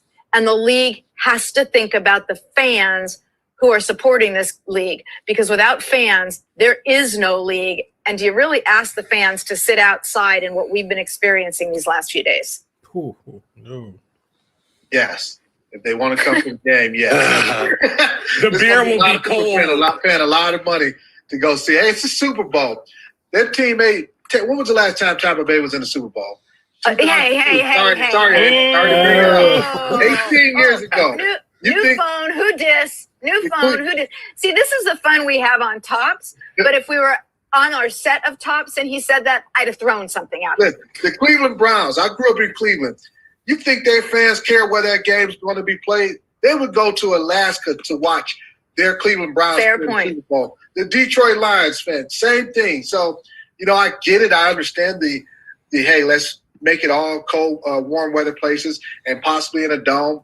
But it's just not going to happen, especially when you're asking all these different municipalities and states to help you build these stadiums, give you some tax incentives and some tax dollars. The game's going to be played in a lot of places. Can I just share with everybody how many clothes London has been wearing when he's come to the set every morning at CBS Sports Network, and like 16 jackets and 15 pairs of socks and hats? We'll take this up tomorrow on the show, London. All right, thank you, Liel. Our last question will be from Lloyd Carroll. Lloyd, you can unmute yourself. Thank you. Well, thank you, Belly, and good to see Amy. I know her parents are from Queens. I write the Queens Chronicle, so I have to ask the New York question. I did see Al Davis versus the NFL, so I was thinking of you. Sam Darnold, we don't mention him. He's kind of the anti-Super Bowl. Would he have been an Al Davis kind of quarterback? And for Kyle in London, is he basically someone who could play in this kind of game, or is he basically the modern-day answer to Matthew Stafford, the NFL's answer to quarterback civil service? Kyle, Lyndon, you want to go first and I'll take it up on the end, or how do you want to do this? So are you asking if I would compare Sam Darnold to Matt Stafford? Was that I lost you there for a second, Mr. Carroll? Lloyd, can you re-ask your question? Well, I can jump into what he said about, he referenced the Al Davis NFL piece that's going to run tonight. And I don't know if that was simply to segue into would Al have been interested in Sam? And the answer to that, and it's going to sound as if I'm equivocating, but it's a sincere answer. It would have been depending on what our quarterback situation was at the time. In other words, if we were in need of a quarterback, if the organization was looking for a quarterback, would Al have looked that way and thought, wow, we may be able to do something with Sam that the Jets have not yet been able to do? He absolutely might have done that. Would he be sort of chomping at the bit, so to speak, rushing to say, that's the guy, that's the guy? I don't believe he would have been that keen on that. I don't know if you wanted me to answer anything more on the Al versus the NFL piece, but I'm happy to do so if you want. Well, if you'd like. I don't want to, it's another network. I don't want to get in trouble with Bailey here. Yeah. Well, I will tell you, I'm not going to watch the piece, and I shared this on Tops today when I was asked about it. I worked for Al and with Al for almost 30 years, and it would, to put it as simply as possible, be heartbreaking for me to watch that piece. So I'm not watching it for any other reason than that. It would just break my heart. Okay. And I think you were comparing Sam Darnold to a Matthew Stafford, and wondering if he could play in the Super Bowl like this. As I look at Sam Darnold and compare him to Matthew Stafford, one thing that stands out to me is Matthew Stafford and his toughness, his ability to play through any type of injuries. One of the things that has kind of hindered Sam Darnold in his growth has been his injuries and his lack of availability. We don't know what he can truly be because he hasn't been fully healthy. There's been a lot of other, mitigating circumstances that he's had to deal with in New York. But the thing about Matthew Stafford is a top 10 quarterback.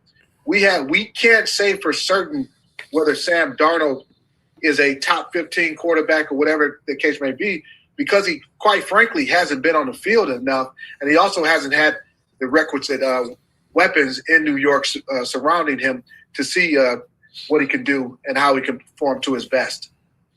Do I think Matt Stafford will have a lot more wins with the Rams? Yes. Do I think Sam Darnold would have a lot more wins with a team not named the Jets? Yes. Would I compare them? No. To London's point, at this point in Sam Darnold's career, the body of work, all of those things, the dependability in the NFL, availability, those are the best abilities. Matt Stafford has found a way time and time again. We've seen some of the most famous mic'd up clips of Matt Stafford getting absolutely abused physically, finding a way to stay on the field, finding a way to get his team to the end zone. Those are the traits, the characteristics you look for, the intangibles in a quarterback. And I think Sam Darnold will have the opportunity to prove that in the next few years.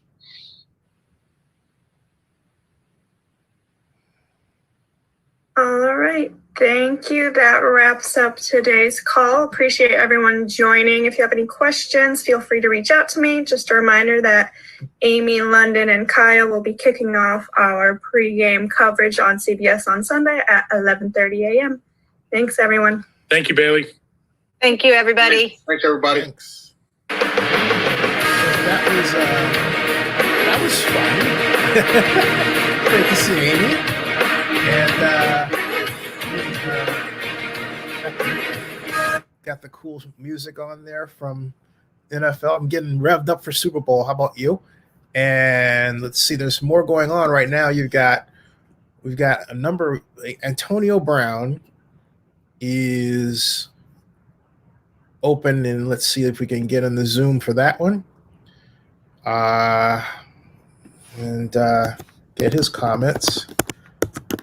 If not a question in, I expect it's going to be crowded. And I'm late arrival.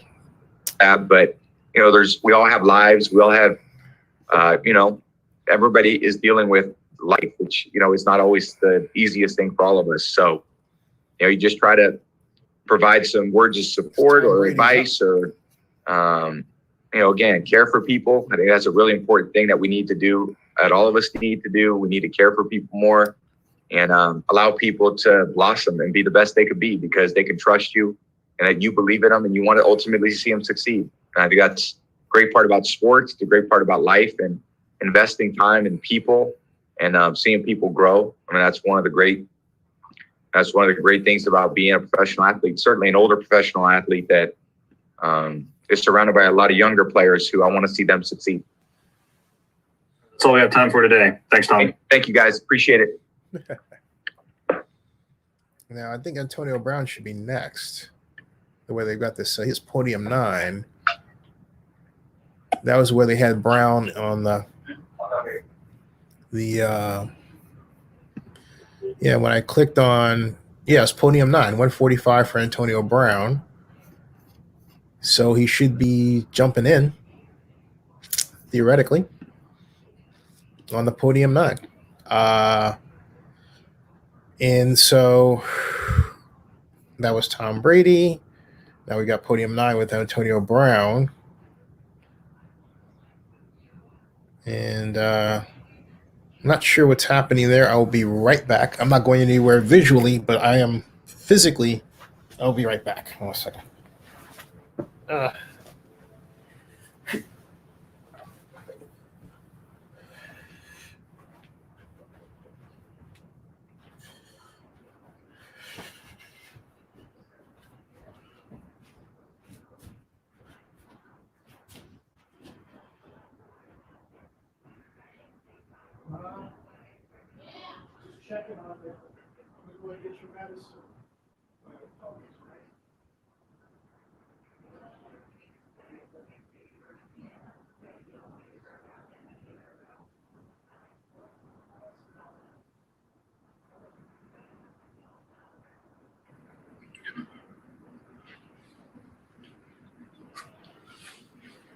Hey, Antonio. Can you hear me? I hear you. All right. Thank you for joining us for today's Super Bowl 55 media availability with Tampa Bay Buccaneers wide receiver Antonio Brown. We're going to have our first question from Brian DeArdo of CBS Sports. Hey, Antonio, congratulations on making it to the Super Bowl. I guess just talk about, you're going to be facing one of your old teammates, Le'Veon Bell. I guess talk about the journey that you and him have made since your time in Pittsburgh, and what were some memories of having him as a teammate during that time in your career? It's been a blessing, man, to see him flourish and to be in this moment and opportunity. I know he don't take for granted. Just to see all the work we put in, the things we persevered through, to be in this position, I'm sure he's grateful. Okay, we're going to go over to Jenna Lane from ESPN. Hey, Antonio, I know it was difficult for you suffering that knee injury. Can you just give us an update on that and how you're feeling and what kind of things you're doing to hopefully get better in time for the game? Well, I was at practice today, going over the details, and I continue to arrow pointed up as the weeks continue to unfold. Okay, we're going to go over to Karen Garetian. Hi, Antonio. How you doing? Good. Tom Brady just talked a little bit about your relationship and how he enjoys helping people. How much of that help by Tom has kind of gotten you back into the game and where you are right now? I mean, a lot of his help has gotten me in the game and helped me get to this point where I'm at right now. You know, helped me grow as a person, physically, mentally, emotionally, and he kind of put some things in perspective, sharpening my tool, making sure that I got a plans upon my goals, and I'm not letting any outside noise diffuse that plan. We'll go over to Michael McQuaid. Hey, Antonio. You've got a lot of fans over here in Ireland, and we just want to congratulate you obviously getting to the big game this weekend.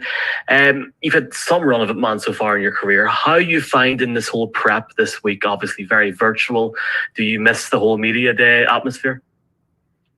Well, I'm just extremely grateful to be in this position, here preparing with my teammates to accomplish our goals.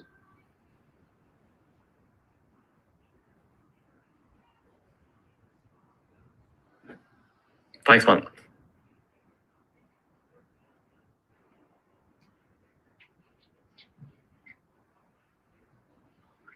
Antonio, can you hear me? Yeah, hey.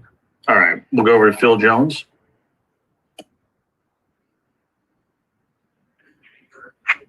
Hello, can you hear me? Yeah, I hear you. Hey, good afternoon, Antonio. How you doing today? Doing good. Doing good. Excellent. Your path from Pittsburgh to the Super Bowl has been tumultuous, to say the least. What does it mean to you to be here right now? I'm just extremely grateful. Extremely grateful, man. Here with my teammates, preparing to do what we set out to do, man. I'm just extremely grateful. Appreciation, gratitude, and extremely. We're going to go over to Sarah Walsh from NFL Network. Hi, Antonio. What would it take, I guess, to keep you off the field Sunday, given what's on the line for you and this team? Well, I'm just focused on preparation for the game. You know, I'm not worried too much of what that all entails. Okay, we're going to go over to Greg Allman. Hey, Antonio, I know your mind is on Sunday, but you'll be a free agent in the spring. How important is it for you to be able to come back and be a part of this team again next year? Well, that's all for next year, man. I'll be doing myself and my teammates a disservice to talk about next year. We just singly focus on this game ahead of us and the preparation of what all that entails. We're going to go over to Tom Rock from Newsday. AB, did you see this this opportunity with the Bucs as a last chance in the NFL for yourself? You said I see the opportunity? Did you see it as a last chance to sort of prove yourself and prove your doubters wrong? Not really. I just think it was my only chance to be able to prove not only the doubters, but just prove to myself. I'm still a high-end football player. I still love the game. Still love to compete, and got to prove it to myself. I never gave up or gave in. I stayed consistent, persistent to my goals and my vision, and I'm here right now, and I'm grateful. We'll go to Rick Stroud.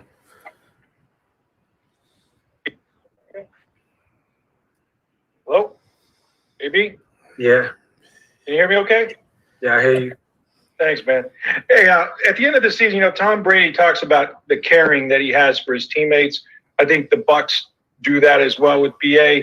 At the end of the regular season, you had a couple of little pop passes, things that earned you, that you earned some bonus money for. What did that mean to you that they would go to that extent and make sure that you accomplished that as you had hoped to? That was all great, man. But right now, our focus is just, I'll be doing a just service to talk about things that not important to this game. Right now, we just singly focus on the justice of being here and doing everything for this game and for my teammates and our best interest. Thanks.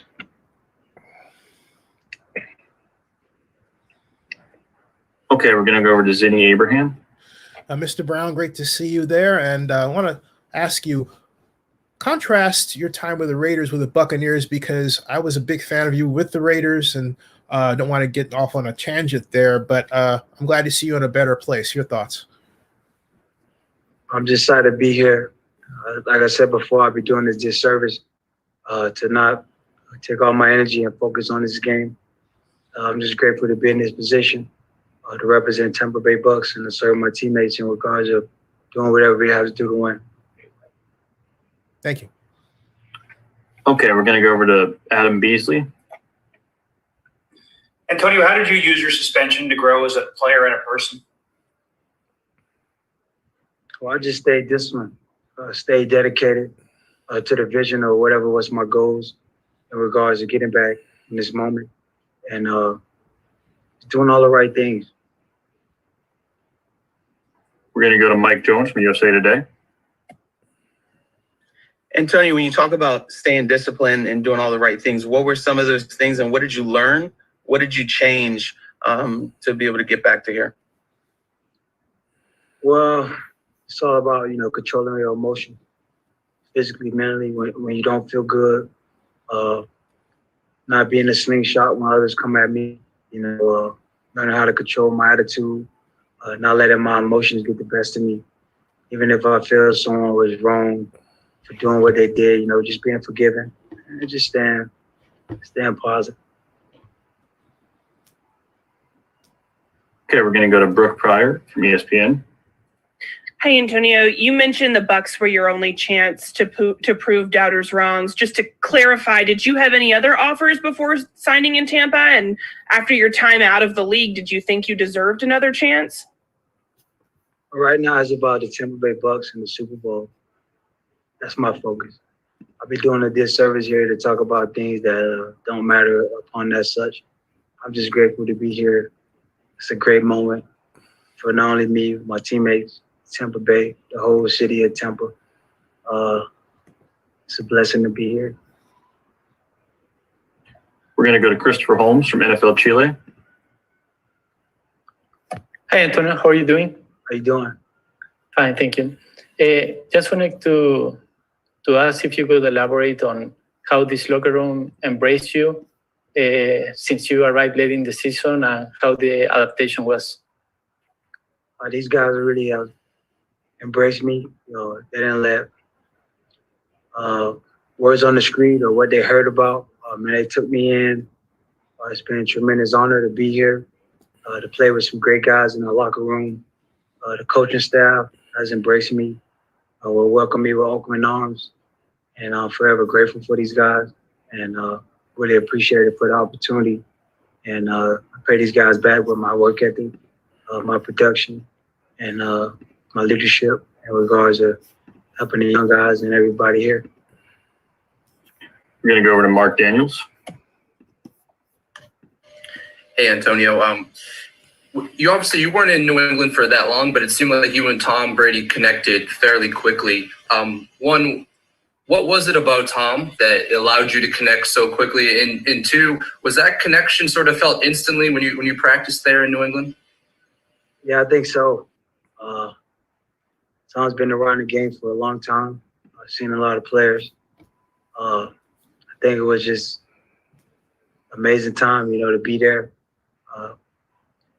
People hear about you, see you on TV, but to see it in person and to see the detail, to see my work ethic, to see everything, man, we just have so much in common. So it was a grateful time, and to be here with him right now, it's a blessing. I'm going to go to Joshua Allen. Hey, Antonio, how we doing? How you doing? Good. You had kind of an unconventional route to get here to Tampa. How has that journey been going from obviously the Raiders to the Patriots, now to Tampa Bay, and with Le'Veon Bell kind of on that similar journey? Can you just speak on that, and have you spoke with him as well? I mean, it's a journey for every player at this point in life, a career. It's made up and down adversity.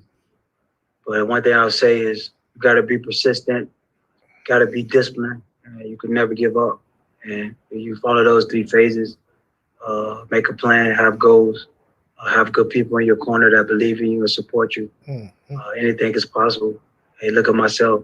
I sit here right now, appreciative, got the right perspective. I'm grateful. I've been through some things, persevered through some things, but that's life. We all have a story. We all have been through some things. It's allowed us to grow for the betterment of ourselves. And I'm just grateful for the journey. And now I'm going to go to Donnie Brown. Sorry. Hey, Antonio. How is a 32-year-old Antonio Brown a different football player than the Antonio Brown that broke into the NFL with the Pittsburgh Steelers? How am I different? You said, how am I different? Yes. How are you different? How are you a different player? Yeah. Well, I'm just 32 years old. That's it.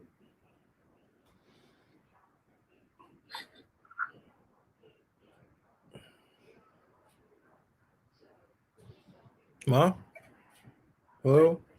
Hey, AB, appreciate the time. I just wanted to ask you, last time you played Kansas City, you were just kind of getting acclimated to playing under Bruce Arians. What's going to be different on Sunday? We look for the opportunity to compete, and I'm excited about the opportunity. All right, we're going to go over to Joseph Volpe. Hey, Antonio, how you doing? How you doing? Good. So you had a chance to live with Tom Brady a little bit heading into the season. Now, when you were there, did you have the chance to try his avocado ice cream? It's top secret, man. I can't tell you. Avocado ice cream. All right, we're going to go over to DJ Siddiqui. Hey, Antonio, how's it going? How you doing? I'm good. Obviously, over here in Tampa Bay, you're playing a little bit of a smaller role. In Pittsburgh, you were the clear-cut #1 go-to guy. What has been the biggest adjustment over here? Just being humble, being a great football player, making emotional opportunities, and channeling my emotion. As a player, you know what you're capable of. You get a little excited and want to do more. But I had to understand. I came here excited and grateful for any opportunity I could have. If it was 2 plays, if it was 20 plays. So for me, it's just staying ready. I don't know how many plays I might get. I don't know when is the moment going to be the moment. I just prepare my mind to be positive and poised and ready for all the outcomes. Obviously in Pittsburgh, I was seeing 10 to 12 targets a game. And, you know what that entails. Okay, we're going to go over to Alex Secchia from ESPN Radio 920. Hey, Antonio, can you hear me? Yeah, I hear you. How you doing, man? So, training with Tom Brady as far as going into the Super Bowl versus the regular season, can you just describe how your training is different as far as taking it right into the Super Bowl with the biggest game of the season? You said how is the training different? Yeah, so as far as, regular season into the playoffs, now you're going into Sunday, how are you elevating your training as far as preparing yourself for this game? Well, your mistakes got to be minimized. The attention to details got to be there. The poise got to be there. Just on the details, knowing what you're seeing, knowing your assignment, and being details oriented. I think attention to details are the big emphasis in playoff games and Super Bowl games, and being able to minimize your mistake. We're going to go over to Max Haupt from Germany. Hey, thank you. Antonio, I was just wondering, how is it to be around Gronk? It's super fun to be around Gronk. It's never a dull day. His locker right next to mine. Affections and personality. Always exciting. Always a good time with Gronk.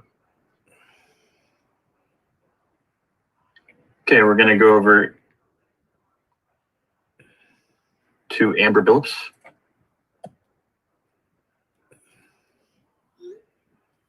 Hey, Antonio, it's Amber with Dallas Morning News. What advice would you give rookie Antonio Brown with all the knowledge you've gained?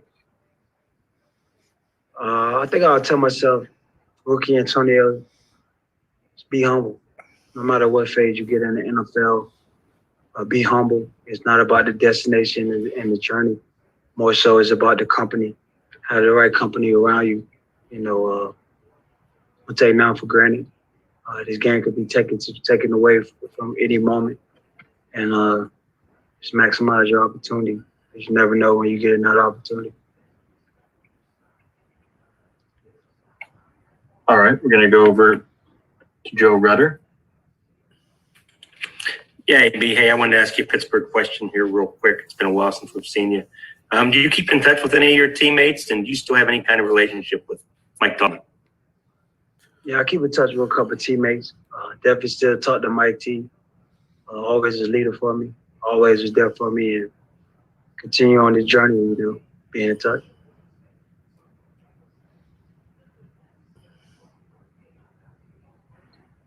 Okay, we're going to go to Jason Alex Fleming of the Florida Sun.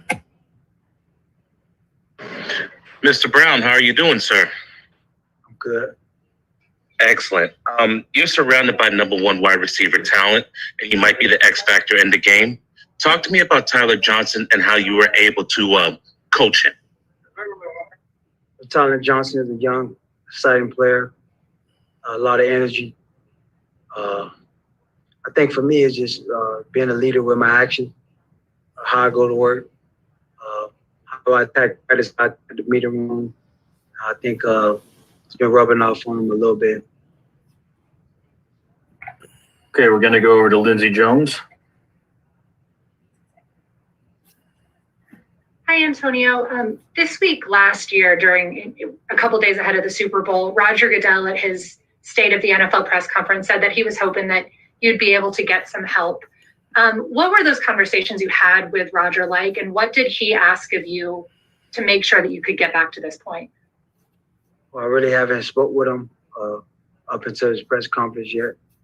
I think they did a good job with the process of helping me, getting me to this point. And I was super grateful about the opportunity to restart my career again and do what I continue to love and continue to fulfill my dream as a kid. We're going to go over to Rod Rocha.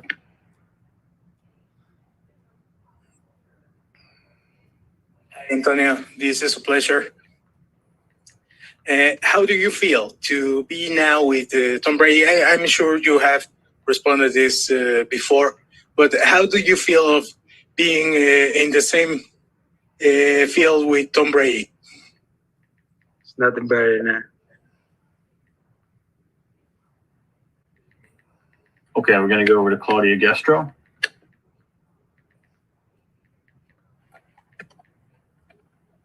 Antonio, it is clear that to win this game, you guys will need to score more than 24 points. One of the big differences in the Chiefs' win over Buffalo were the rushing touchdowns. How much will the offense depend on the running game? We'll see. We'll see, whatever it takes.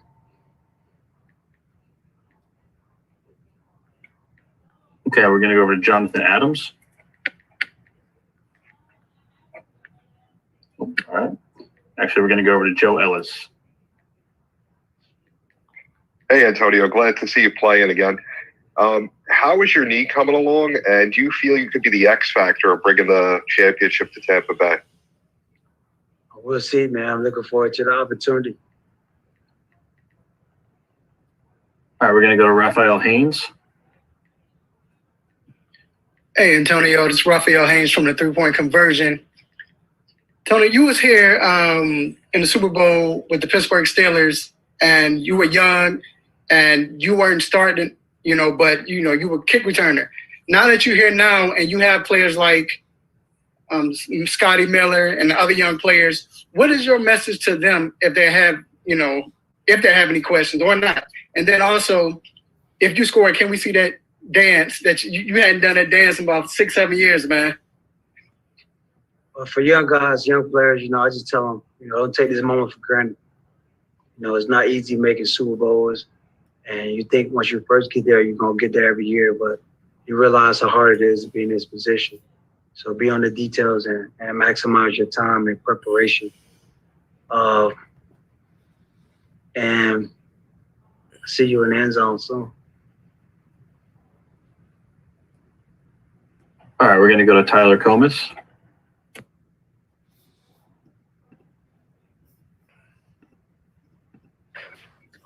Antonio, can you hear me?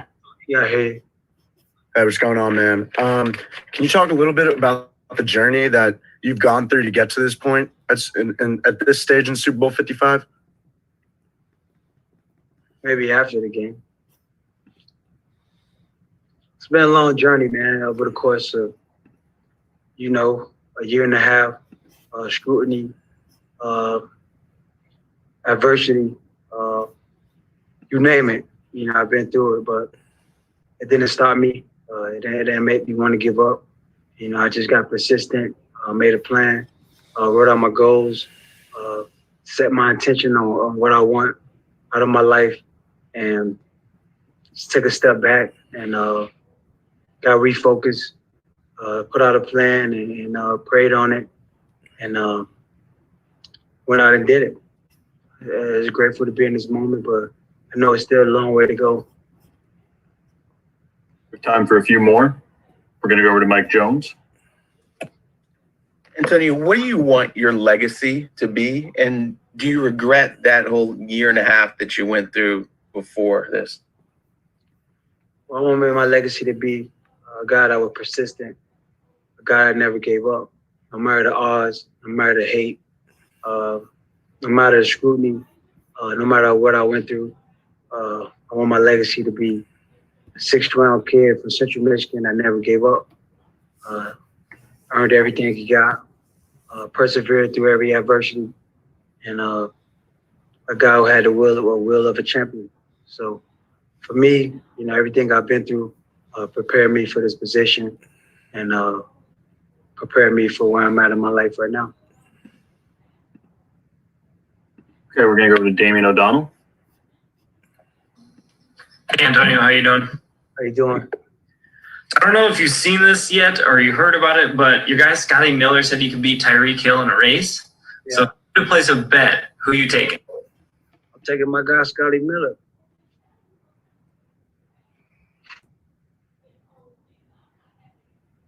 All right, we're to Andy Sneddon.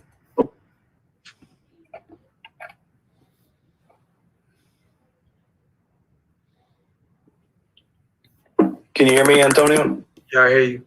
Okay. Can you talk about being a Central Michigan guy and Sean Murphy bunting coming out of Central too, and what your relationship is like, and you kind of look at him as kind of a little brother, a little Chippewa brother. What's that like for you? I mean, that's a tremendous honor. Anytime you got a fellow Chippewa in your locker room, and you know that's my brother right there. Sean's a great player, having tremendous success and some big moments. I'm sure all our alumni is excited. I'm even more excited just to see him work every day, just to see his transition from Central Michigan to this point. Super grateful, man. Couldn't be more happier for him. Okay, that's all we All right. have time for today. Thank you. That was Antonio Brown. I think it's fitting to have the chair there. Sort of left it. He shuts the door. That's pretty cool. Antonio Brown has left the building. That basically sums it up. Antonio Brown has left the building. He was very controlled, very scripted in a sense, self-scripted. Didn't want to say anything about the past, like the Raiders, for example. He could have said, well,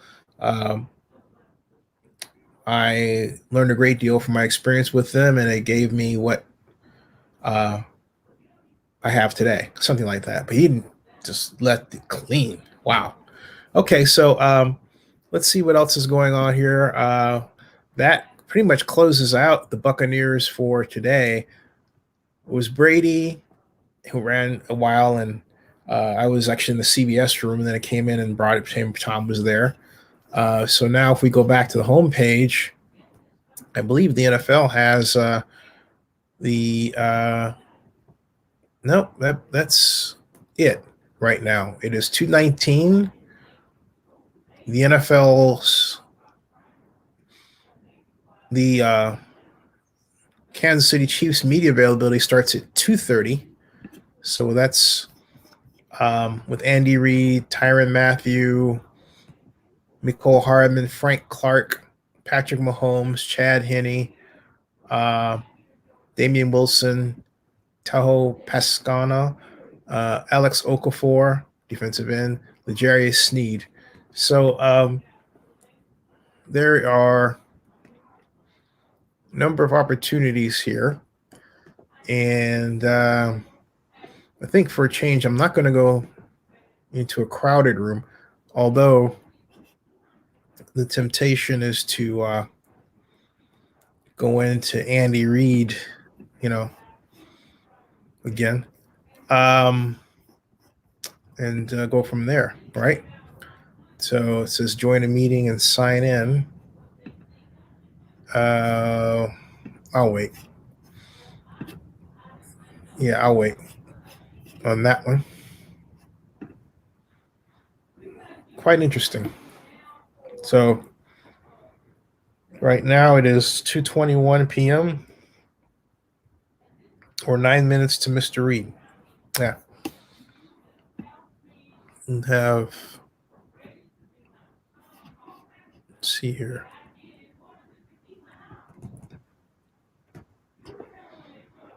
And just checking on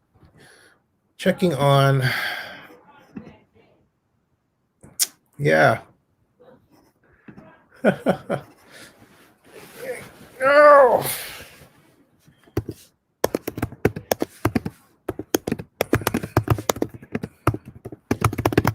I'm writing to Amy Trask back at you, and thank you for the shout out. I'm writing hiya. Hiya. Oops. Hold on a second. This is weird. Let's try that again. Okay. Hiya, exclamation point, back at you. And thank you for the shout out. That's what I'm writing to Amy Trask right here. You just can't see that I'm writing it. Amy Trask, if you do not know, was the CEO of the Oakland Raiders. And a friend of mine, and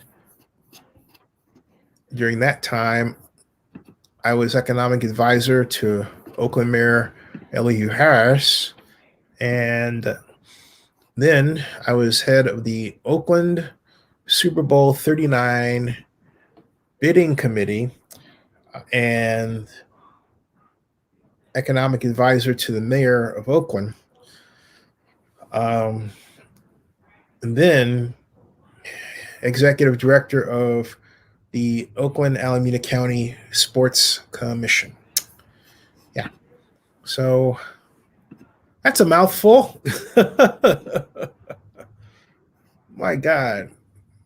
That's a mouthful. I created that mouthful. I created that corporation from scratch. My first nonprofit company. Actually, well, technically it was my second nonprofit, but that one worked pretty well. It did the job of, well, forming a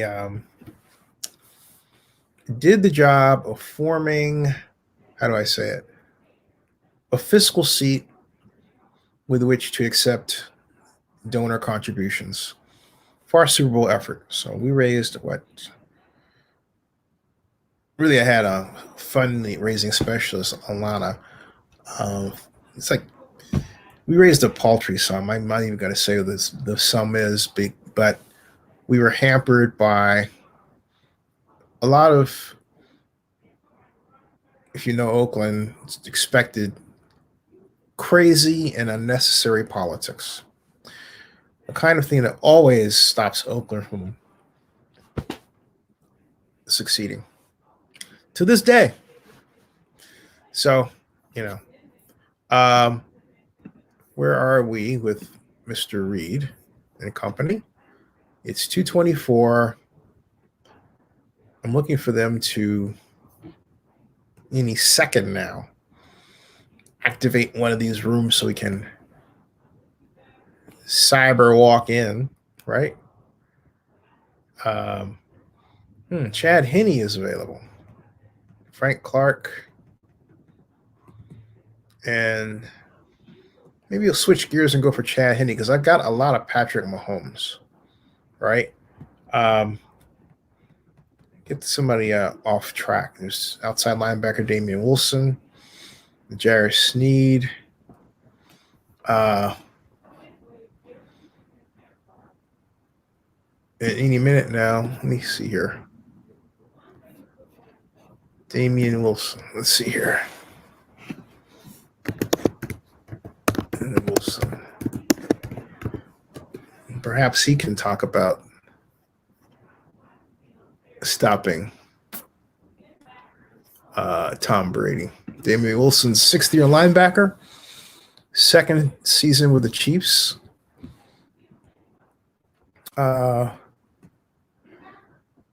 And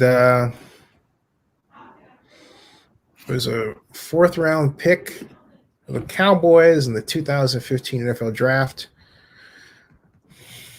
Yeah. And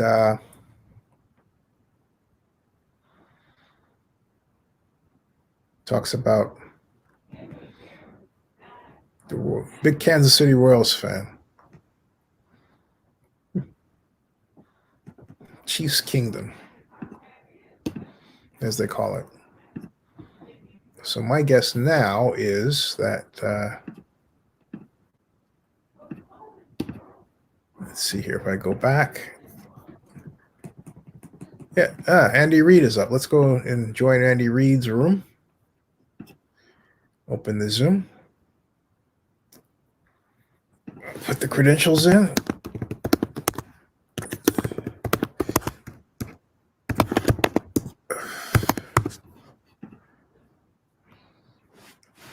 Okay.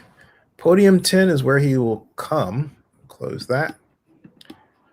And I'll raise the hand. Do that. And then I'll make sure that we have you able to see him. And that is, here we go. Here's the window. And there it is. Okay. Freeman Record is the show. Yeah. Hey, Freeman, how are you? NFL Media is the co-host now. There's Podium 10. I will tweet out the Andy Reid. Let's see here. This is supposed to be the Bucs deal. Actually, you know what I did is I wound up running everything together. So I didn't go from. So instead of, and I need to stop the other was. Sorry about that, folks. If you're here and you're waiting, because all the live stream action is here. Okay. And that is my error. So I'm going to have to, unfortunately, quite unfortunately,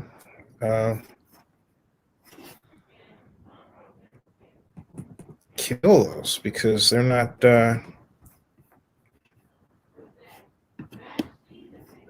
All right, guys, we're almost ready to get started here. Coach just walked down and getting ready to sit down.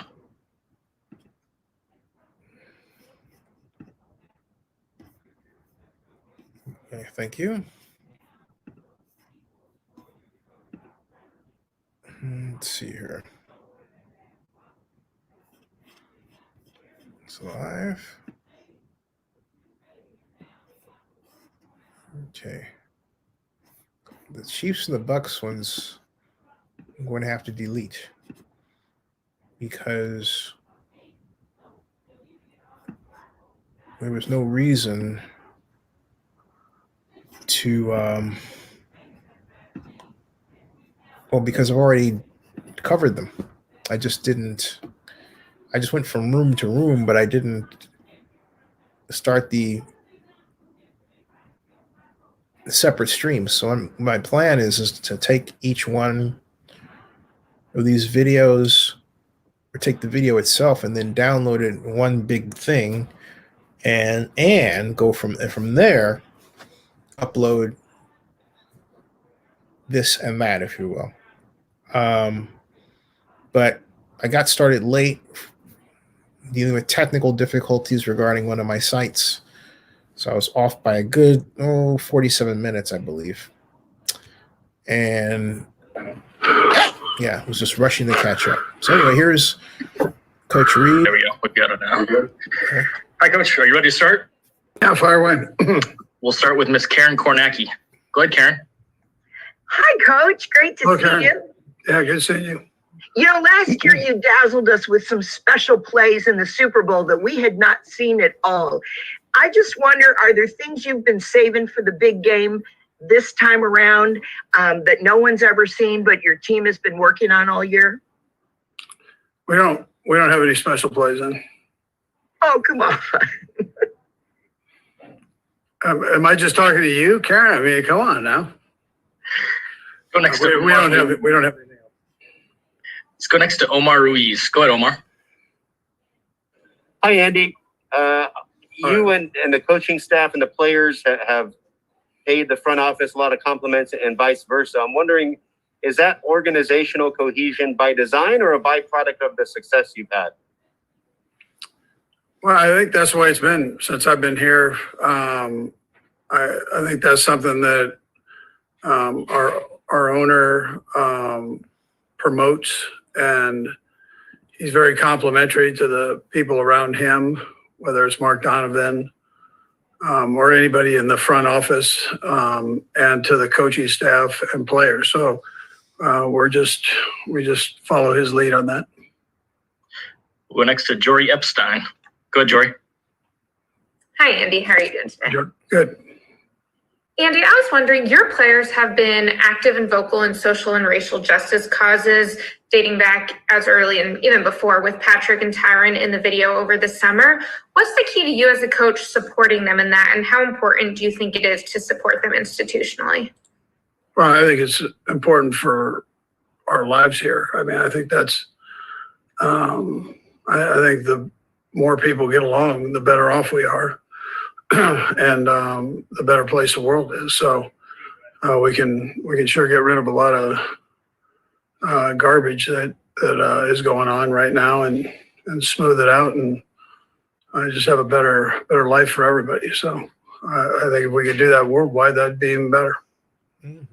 Let's go next to Sam Mellinger. Good, Sam.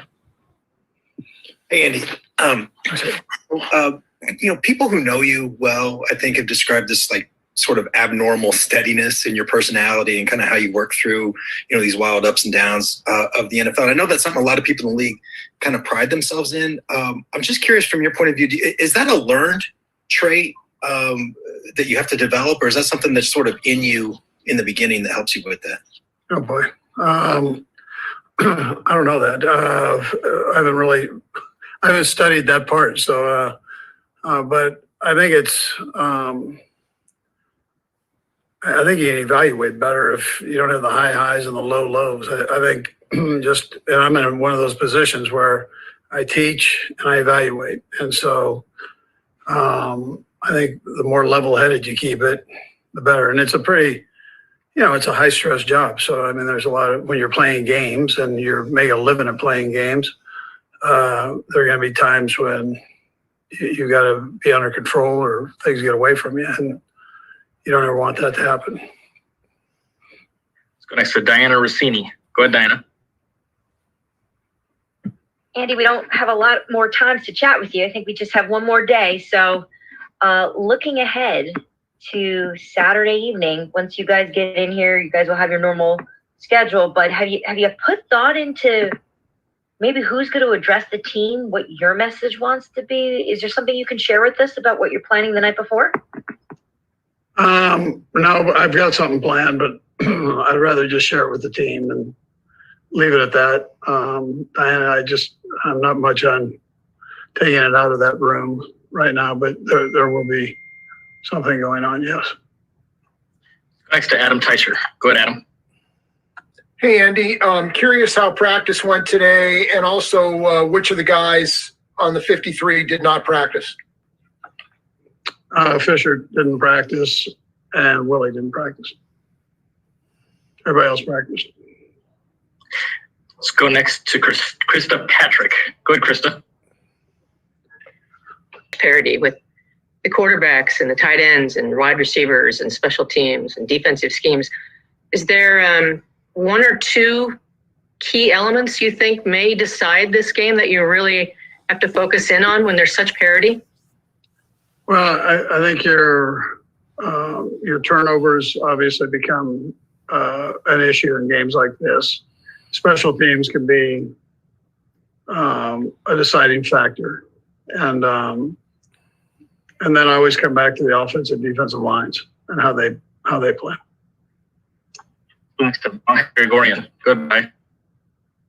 Hey, Andy. I know you spoke last year a little bit about your recollections of Lamar Hunt, but I'm trying to remember did you get to know him at all? And along those lines, with your respect for history, how much have you been conscious of what you guys are doing now, sort of tying back to the Chiefs' important history in the game? Yeah, so I had a chance to meet Lamar all the way back to my first year as a head coach. I was standing outside the meetings. I'm going, man, I don't really know a soul here, at least not that well, other than my own owner and the people from our organization. And he walked up behind me and just tapped me on the shoulder and started just talking. He says, "Welcome to the National Football League. I've heard good things about you. I think you're going to be good for this league." And then we went from there, and he found out my brother was a geologist, and he was a geologist, Lamar was. And so we talked a little bit about family and that. And then I was able to come back for the 101 awards a couple different times. And I had another chance to meet Lamar, Clark, and just the family. So it was, I felt like before I took the job here, I felt like I knew the people that run this organization and do it so well.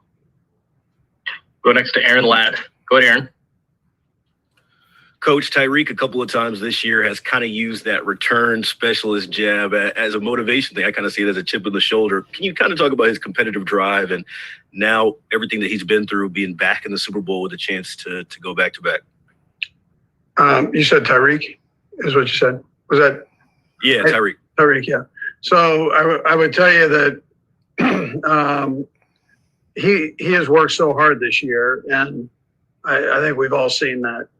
Just his dependability and reliability, being out on the field every day, working hard every day, timing with the quarterback every day. You've really seen you've seen it day in and day out, and that excuse me, that takes a certain amount of toughness and determination to get yourself to that point. And then you look at the things that he whether it was tweeting out or whatever it was with his off, I'm not sure how it got out there, but it is different videos of his workouts in the off season and how he went about that and how hard he worked in the off season. It's great. Like I said before, it's great for young kids to see somebody with that much skill and ability work that hard. And he's done that. He's kept that very consistent throughout the whole year here. We'll go next to TSN Canada, Farhan Lilja. Go ahead, Farhan.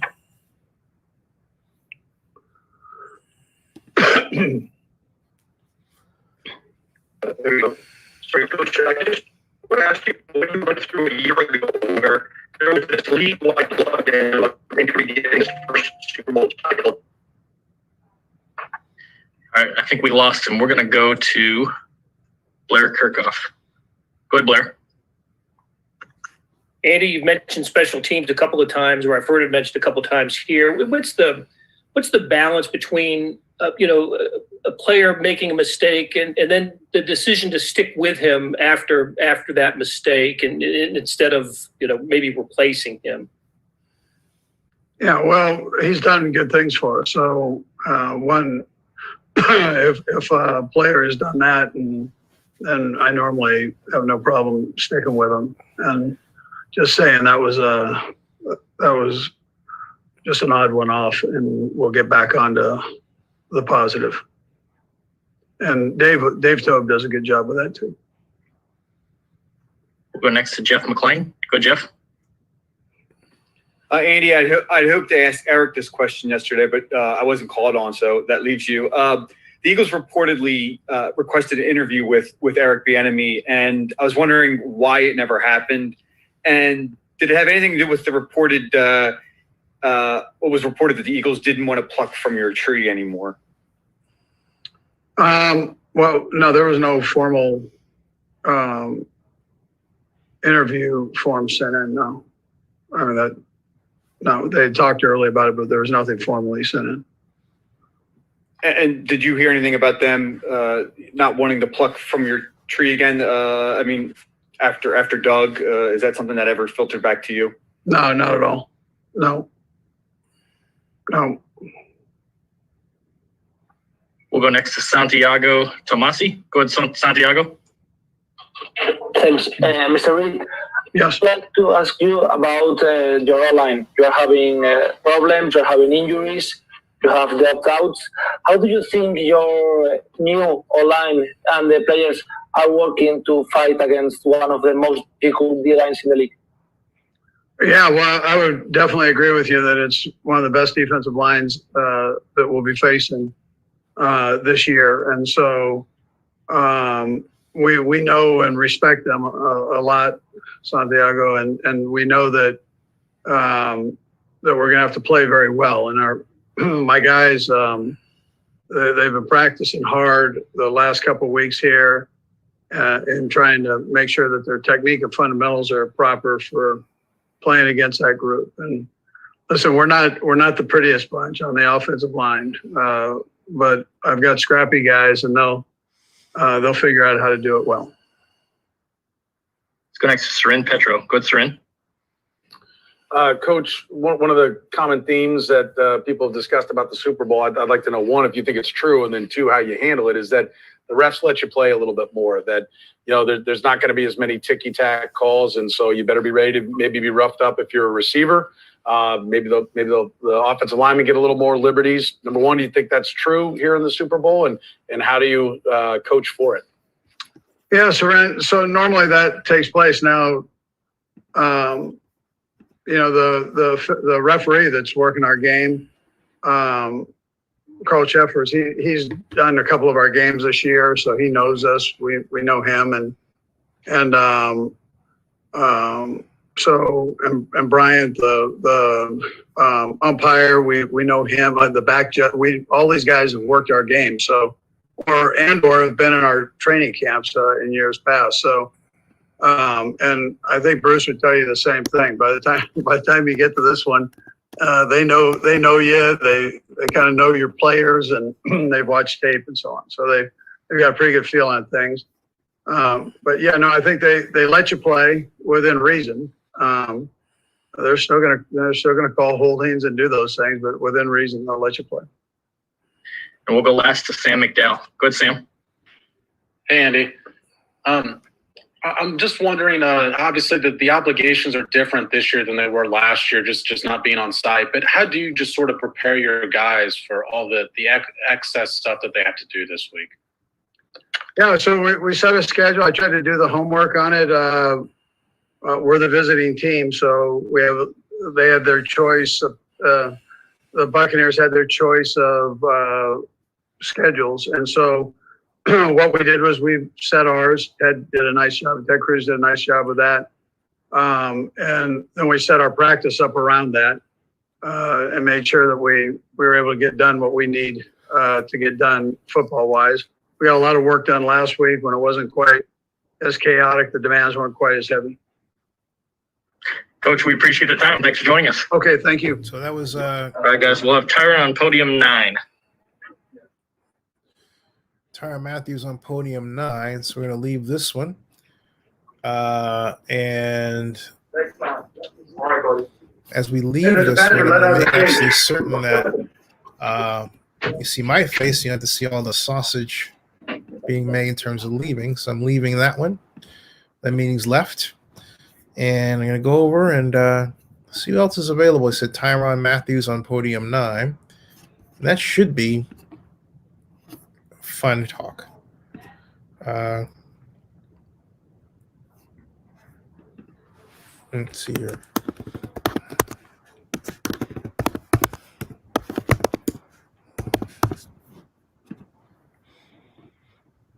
When you flip the switch from this calm, cool, collected guy we see in front of the media all the time to what's kind of like a maniac sometimes on the field, is it pregame when you're pulling on your jersey? Is it kickoff sometime else? When does that switch get flipped? And I'll have a quick follow-up. Yeah, I think it kind of happens, through the course of the game. I think the most important thing is you just try to, keep your composure, while maintaining, high energy. I think that's really always the challenge. But I think anytime you step on a field, just got to put it in your mind that, everybody's out to get you. And, you got to stand up for yourself, make a play for your team. Yeah, I think you put it a great way, keeping composure with maintaining high energy. We talked yesterday with Dave Merritt, and we both agreed we don't know how you don't get flagged sometimes for playing to the echo of the whistle, and it maybe seems like the exact line, how much officials are going to put up with out there. How do you do that? How do you know that? Well, I got a good relationship with most of the referees. They know me. They know I'm a good guy. They know I don't mean any harm. They know I'm just trying my best to kind of raise the tempo and the energy of the people around me. But, like you said, I think it all comes down to, obviously keeping your composure, and, not really hurting your team or getting a penalty that, sets you back. Okay, next up, we're going to go to Diana Rossini. Hey, Ty. Hey. It's good to see you. It's already Wednesday, but at the same time, it's only Wednesday. We still have so many days to get here. Can you describe what it's been like for you guys, just sort of the last week or so leading up to it? Has there been a shift in energy yet? Kind of explain where you guys are at as a team now. Yeah, I think, a lot of the information is in. all the game plan is in. So right now we're, just trying our best to, keep that engine rolling. Trying our best not to peak too soon. Like you mentioned, we're still a couple days away from the big game. You don't want to, have too much energy before the game. You want to kind of build up to it. But, I think we're in the right mindset right now. We're ready to go. I think we understand, the kind of team we're playing and the kind of challenge, we got in front of us. Okay, next up, we're going to go to Nate Taylor. Hey, Tyron, good to see you, man. Yep. Just wanted to ask you, as a guy who played in the Super Bowl last year, obviously helped the team get to the championship, how satisfying and gratifying is it to make sure that guys that missed the game last year, like Alex Okafor, Juan Thornhill, are able to play in this game, considering it was much about your guys' run it back campaign? Yeah, I think, everything we do is about the team, man. How can we, lift the people around us? How can we be better as individuals, and, how we can make, life better for our teammates around us. And, obviously everybody have dreams of playing in this game. These games aren't always promised. But I think we're grateful. We're fortunate to be able to be back in this position. And we do have some motivation knowing that, it's a lot of young guys on our team. It's a lot of new faces on our team. A lot of guys who were injured last year who didn't play in this game. And so, it means a lot to those guys. This is their first one. Juan Thornhill, I mean, he's just so excited because this is his first game, and this is his first time playing the Super Bowl. So, it means a lot to not only them, but it means a lot to us as well to kind of make sure that those guys are able to kind of win this game and, have that same feeling that we had last year. Next up, we're going to go to Therese Paylor. Hey, Tyron, how's it going, man? Going good. Blessed. Hey, I think I got a question you might like, man. Hey, you and Leonard Fournette went to the same high school. Yeah. And I was wondering if you guys have visited, before this game about squaring off and against each other, two St. Augustine grads, but squared off against each other. And how much did that school help you guys on your journey to this very point right now? Yeah, I mean, me and Leonard, we actually haven't spoke this week about the game. Me and him have been able to kind of play against each other the last couple of years. And, that's always been on the bucket list for us. Me and him are kind of, different in age. And so he's always kind of been a younger guy, who was, up and coming. And so, so it's great to kind of see him, have some success and, be in this situation. It's a great opportunity, for both of us. I think St. Augustine, obviously growing up in New Orleans, I think it teaches you a lot, not only as a person, but as a person, who you want to become, in the future, just, the discipline, the different teachers and the coaches that we had that were, really hands-on. I like to say that school, definitely, put us in that mindset to, to dream big and work hard. All right, next up, we're going to go to Courtney Smith. Hi, Tyron. How you doing? Hey, doing good. So, right now we're in Black History Month, and last summer, going to protests, I was wondering if there was any music or any artists in particular that you were listening to during that time that really motivated you, songs that, had a good message that, you and your teammates or you and your friends were really listening to get motivated to be out in the community? Well, I mean, I probably say we got a, wide range of, songs that we listen to. I probably say, obviously, listening to guys like Tupac or, Kendrick Lamar. I think all those guys motivate you, from a personal standpoint.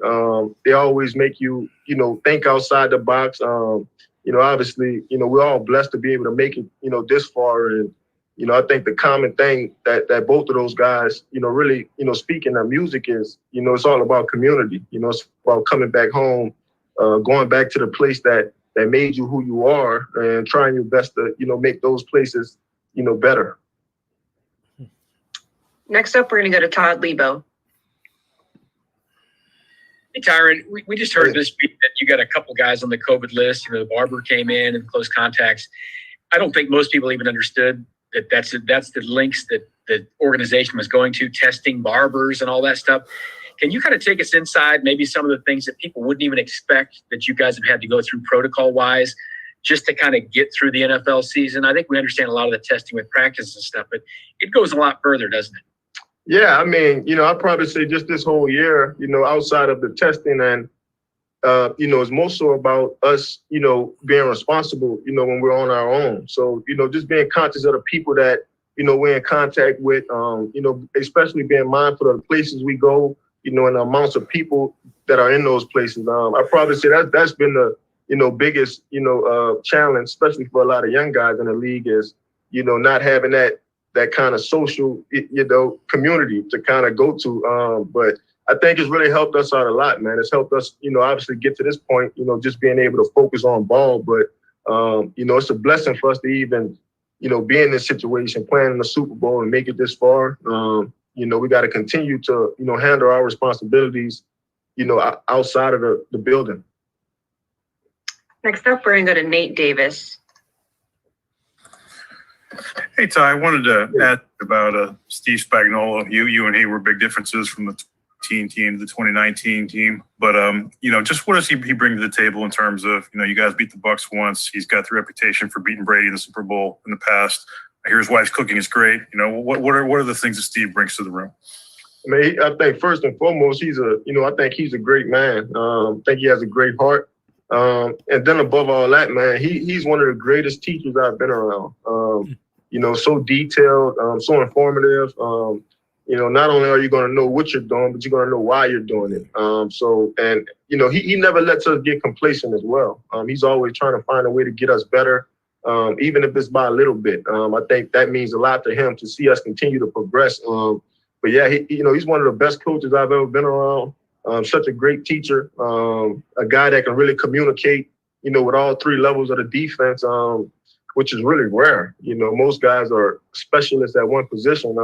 He's a guy that really has a great knowledge of it all.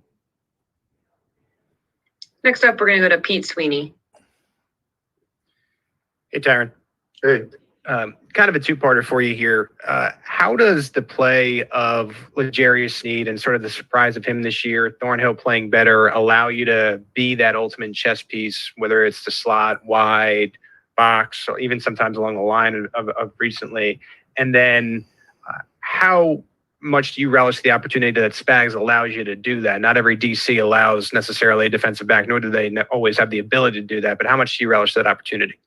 Yeah, I mean, I think it's always great, man, when you're playing with guys that, love the game as much as you.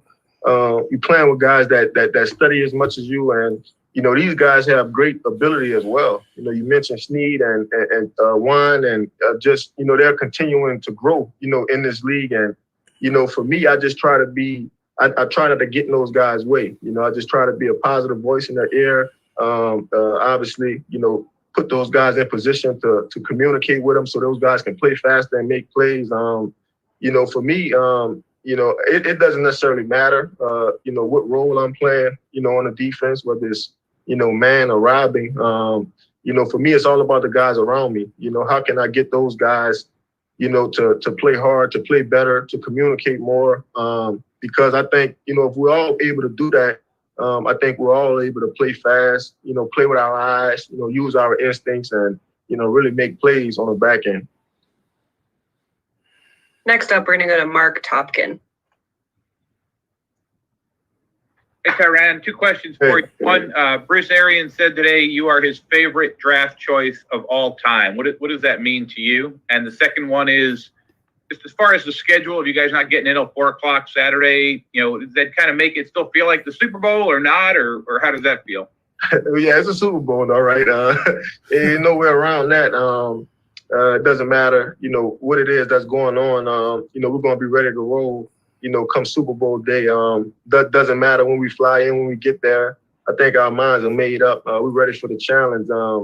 But yeah, I mean, obviously, it makes you feel good. When any coach tells you, they appreciate you or, they respect you. I think that's why you play the game. Obviously for your teammates' respect and for the fans' respect. But I think mostly, you want your coaches to trust you at the end of the day. And so for me and Coach Bruce, we got a great relationship.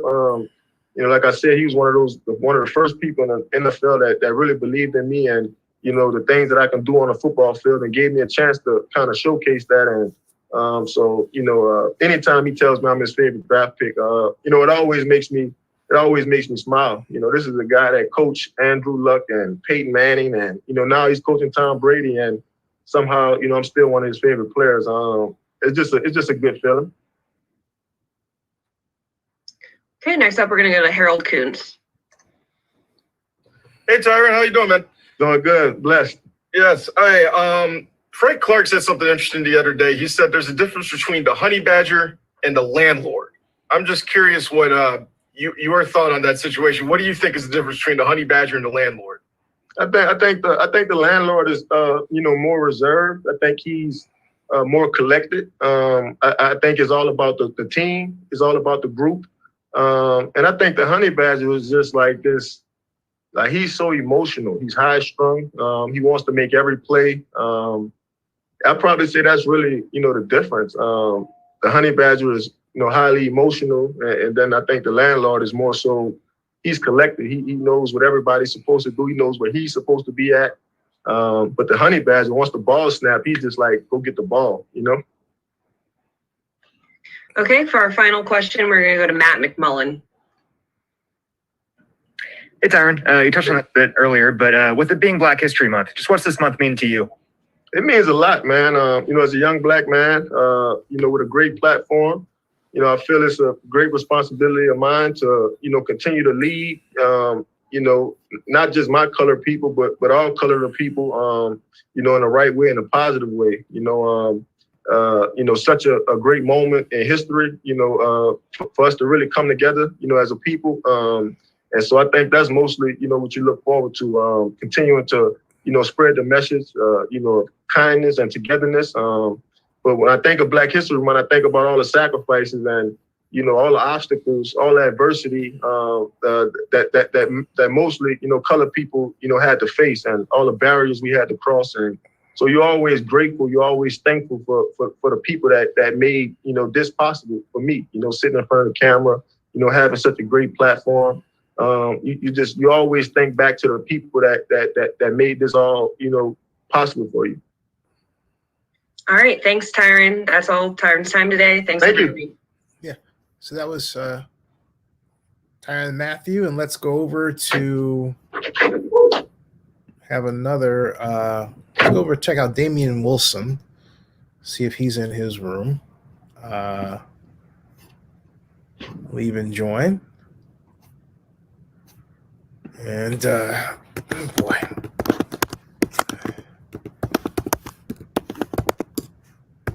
Okay. Join webinar. By a question by clicking the raise hand feature at the bottom of your screen. So I'll give everyone a second to signal for a question. And going over to put the screen center. All right. And our first question will go to Hobie Artigue. Yeah, there we are. Hi, Damian. I'm with the Fox station in Minneapolis. How you doing today? What's going on, man? Not too much. Gotta ask you, of course, you're playing in your second straight Super Bowl as a Gophers alum, but you see on the other sideline there are two rookies that were wearing the maroon and gold last season. What does it say about the development of that program, knowing that you guys have three guys playing in the biggest game in the NFL? Last year was really big for that whole Minnesota Gopher program. They put out a couple guys, if I'm not mistaken, I think it was like 6. But it definitely shows that we're in the right direction. We're on the up and up. And we'll go next to Zennie Abraham. Thank you very much. How are you doing? Just fine, man. You faced the Tom Brady-led Buccaneers offense earlier in the season. Have you noticed any difference in play set or plays that might concern you going into this Super Bowl game that you didn't see before? What week was that when we faced them? Like week 12? Yes, sir. Week 12, 13, something like that. But anyway, what I'm trying to say is we didn't play a lot of games since then. And I would expect them to have something completely different from what we saw when we faced them last, because they've had 2 weeks to get ready for us. We had 2 weeks to get ready for them. So you never know what we're going to see, man. They got a lot of weapons over there. So we just have to prepare the best way that we can to shut down anything that they might do. Follow up, if I may. Your defensive coordinator is known as a great We'll go back to Hobie Artigue. Oh, sorry.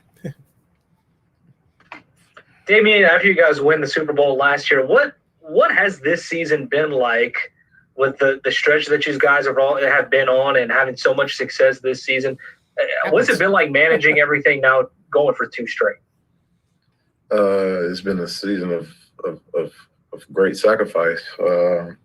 Obviously, COVID has limited us a great deal. I mean, you can't do the things that you would normally do, the small things that you take for granted in day-to-day life. Just staying eligible to play the game with all the contact tracing and COVID tests it means that you have to really limit some of your normal day-to-day activities, whether it be like going to the grocery store or going to some kind of function. You just gotta be very, very mindful of what's going on around you, so you'll be able to actually play on Sunday. We'll go next to Joey Redmond from GSU TV. Hey, Damian, thanks, man. Just wondering, since you've had the opportunity to play against Tom Brady in both regular season games and huge postseason games, what's the difference that you see in going against him on film and in scheme in the regular season versus in the postseason? I don't think I ever faced him in the postseason. I think this would be a first. Actually. We'll go next to Raphael Haynes from the 3-point conversion. Hey, Damian, Raphael from the 3-point conversion. Last year, I talked to you at the Super Bowl, actually, and you were telling me how you were excited about going in playing. Now that this is your second Super Bowl, how have you approached this year coming into the Super Bowl, even with Media Week, knowing it's differently and everything, but just this whole process leading up to the Super Bowl, how have you approached that? Really no different than I would have any other game, man. I always go out there and look to win, but we've had 2 weeks to prepare. That's the only real difference. Like I've been able to get into the film room, watch more film, and really get my body back right to peak condition. So on Sunday, I can really go let it loose. Next, we'll go to Haley Lewis with KSHB TV. Hey, Dame. First off, just how are you feeling? And then, when the linebackers were running pretty thin this season, you weren't able to be there on the field. How did you guys as a group, as a room, kind of collectively keep everything together, and now that you guys are back and healthy? I mean, most of the time our coach us to play at least 2 positions. Some guys, they can do all 3, Mike, Sam, and Will. And then sub packages, they can do both the Will and the Mike. So when one guy goes down, we can reconfigure our whole linebacking core and get everybody in the spot that fits the best. Just for the fact that we can do so many things. It's always next man up. I mean, we all trust each other to go out there and know the game plan and know what to do and to make the plays in big moments. We'll go next to Silas Sage from Men TV.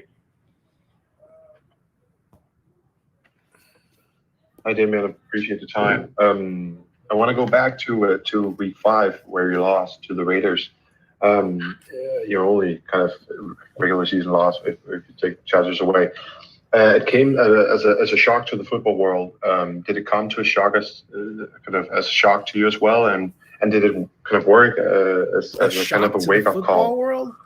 I don't know if it was a shock. I mean, shit, somebody got to lose the game, and on that day they just out executed us. But as a wake up call, definitely so, because, like I said, we got a team full of winners over here, man, and we really, really hate to lose. So we kind of grinded down on the screws a little bit more from that point on, and really, really got after it after that.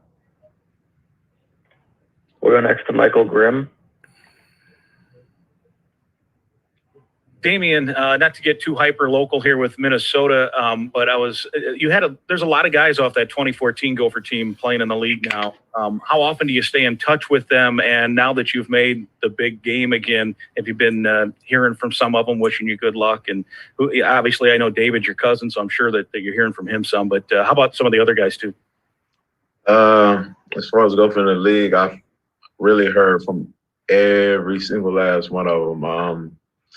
Blake, Carter Coughlin, the Devondre Kemp, all of them. You know, we a tight knit group, man, tight knit little family. So I always have those guys in my corner, no matter what I'm doing. Next, we'll go to Matt McMullen from Chiefs.com. Hey, Damian, quick off the field question for you here. It's Black History Month. I'm just curious what this month means to you. Oh man, it's a good question. It means a lot. I mean, this is the month that we as African Americans get to pay homage to the people that actually came before us, the people that have allowed me to do what I do, and not have to, shower in a whole different shower and not have to ride on a whole different bus. I mean, it's a wonderful month for me, and it means a lot to just say thank you to all the people that came before me. There you go. We'll go next to Josh Padilla from Middle Tennessee State University. Hey, Damian, I was just wanting to ask, how has Darius grown since his rookie year to now? Darius, that's my Mississippi boy, man. Smart as a whip. He's always been that way. Even last year, I remember last year he just used to sit in the back of the meeting room and nobody thought he was paying attention. But you ask him any question, he can recall it like that for you. But this year he got in the game. He played a little bit for us and he played well. So no one was surprised because he's been mentally involved since last year. I mean, he just had to get over his injury, but that was on the physical side, and then now it's all coming together for him, and I'm really happy for him. We'll go next to Joe Ellis from Sideline Sports. How you doing? What's going on? What's the key for you guys in stopping the dual running threat with the Tampa Bay offense and keeping them off the field? Man, they got two really, really, really good backs, man. I mean, obviously we all know about Fournette, but 27, he's a monster in his own way. He's a little more shifted, a little more faster. But we got to keep those guys bottled up, man. It's going to come down to tackling, because if you look at it, both of them are extremely elusive. It's Fournette, he's a bigger guy, but he makes people miss all the time when you watch the film. So I think it's just going to come down to tackling. We'll go next to Damian O'Donnell. Hey, Nice folks, name. we're going to shift to another room. I got to say, I love your name. Just one moment, see if we can. What's the make biggest that happen. difference between preparing to face Josh Allen? I'm going to try to see if we can get to Chad Henne, who is up, and they only leave you a lot of time. On the other hand, I'm not complaining. It's a good setup. It's a great setup, actually. Trying to get as much material as I can here within this window of time that they presented with us. And so far, so good. It's been particularly great today. Pat of WGAL TV. Chad, how are you? Hello? Oops. Oh, we've got him. Chad, can you hear him? Yeah, I can hear him. You hear me? Got me? Oh, good. How are you? Good. How you doing? Good, good. Kentucky hit you up for tickets yet? Not yet. I mean, I don't think we got a limited quantity, so. Yeah, I know. That's what I tried to tell him, but he's not buying it. So. Chad Henne. Whatever. Hey, listen, I want to go back to the Henne Given Sunday, which I hope you trademark, by the way, that the Henne Given Sunday deal there. When you were able to, it's kind of like a relief picture. You come out of the bullpen, you get the save for Pat and the rest of the team. you got to take some satisfaction, I would think, in knowing that if you don't get that job done, maybe you guys aren't back here talking to us this year. Have you ever thought of it in that way? Yeah, I mean, not that I thought about it, but I mean, obviously in the moment and after the game, you just give your team a chance. And I think that's what you are as a backup. If you have to go into the game, give your team a chance. Believe in your ability that you can, make some plays out there and help the team out and help them win. And, we definitely got the job done. And there's a lot of great players on this team. It just wasn't me that surrounded me and made some really big plays in that game. Next question will come from Dave Hyde. Dave, are you there? Yeah, sorry about that. Hi, Chad. I'm just curious. You've had such a good long career. You're the only, going back to the Dolphin class, you're the only guy left, your draft class. When you look back at the Dolphins, anything stand out? Anything, if you could do anything differently, is there anything come to mind? Yeah, I mean, obviously as a young player, people develop in different stages, and I'm proud of where I came from. I learned a lot of things when I was in Miami, and being the starter there. I cherish all the relationships there, and I think the biggest thing that I take away is just facing adversity. I mean, times weren't always great in Miami, and the ability to come back each and every Sunday and keep fighting and keep learning and trying to help the football team win was a big part of my growth throughout my career. Next question will come from Matt of the Fully Loaded podcast. Hey, how's it going, Chad? Good. How are you? Good. One axiom I keep hearing over and over again is football players are type A personalities. And obviously, you're an incredible quarterback committed to the NFL. If, hypothetically, we hope it never happens, something happens to Mahomes and it's you, what's going through the back of your head? Are you ready to go mano-a-mano with the best Michigan quarterback? Yeah, I mean, I have to be ready. I mean, this is my why I'm in this position, why they brought me in, and I prepare each and every week like I'm the starter. And for the biggest moment, obviously, the ante's up. But at the same time, be yourself when you go out there if you have the opportunity to play, and just go out there and make plays that you always done in your career. And I think you just got to be confident in yourself. We got a lot of great players around here, and try to get the ball in their hands and make plays as well. Next question will come from Chris Emma of 670 The Score. Chad, how you doing? Good. How you doing? Good. So, talked with Mike Kafka yesterday. He mentioned some of the things that Coach Reed does to kind of test him and kind of prepare him. And it's the same things that Matt Nagy's talked about of how Coach Reed tries to build up his assistants. Do you notice that stuff? Do you kind of get a sense of like, oh, that's what he's trying to do, or some of the things he does to prepare his assistants to be head coaches ultimately? Yeah, I think he puts a lot on their shoulders. And I think, Coach Reed would be the first one to say, it's not just about him. It's about his assistant coaches and obviously the players around him. And I think he appreciates everybody, their hard work. But he does throw them, bits and pieces. Hey, what do you think about this to a certain coach? And they got to be ready to answer instantly, just like a player would. So he's done a great job with that. I feel like there's always the next guy in line. And, Mike's done a great job in our quarterback room preparing us each and every week. Next question will come from Elton Hayes. Hey, Chad, hope you're doing well. Wanted to ask you about Stefan Wisniewski. He was part of the team last year. Came back later in the season. As a guy on the offensive line, what's it like working with him each day? How is he as a teammate? And then second part of this question, you all are two Pennsylvania guys. Is that something you all kind of talk about or mess around with each other about?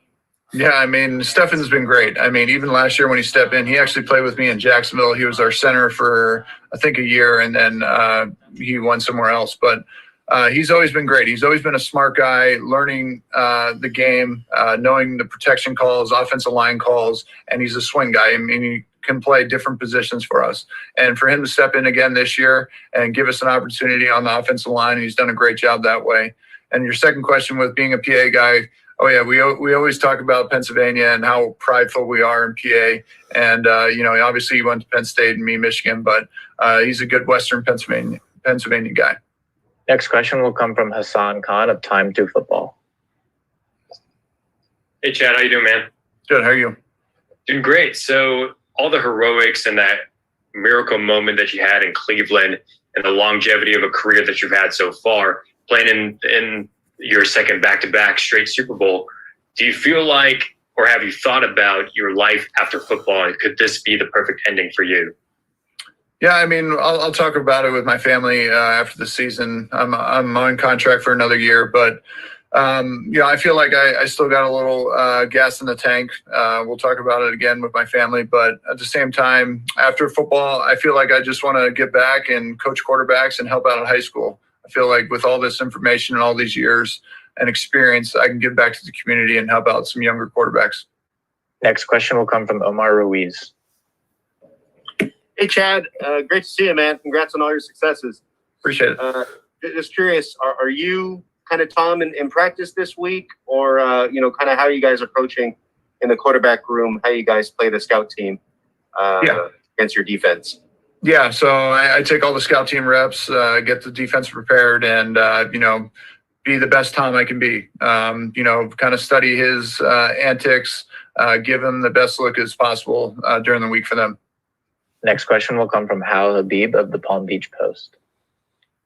Hi, Chad. Since you already talked about your Miami stop earlier in our conversation, I'd like to ask you, you've had such a unique career, going so long without throwing a pass and then coming through the way you did a couple of weeks ago. I'm wondering, when you take a step back, if you could, and look at your NFL career as a whole, how would you describe it? What stands out for you?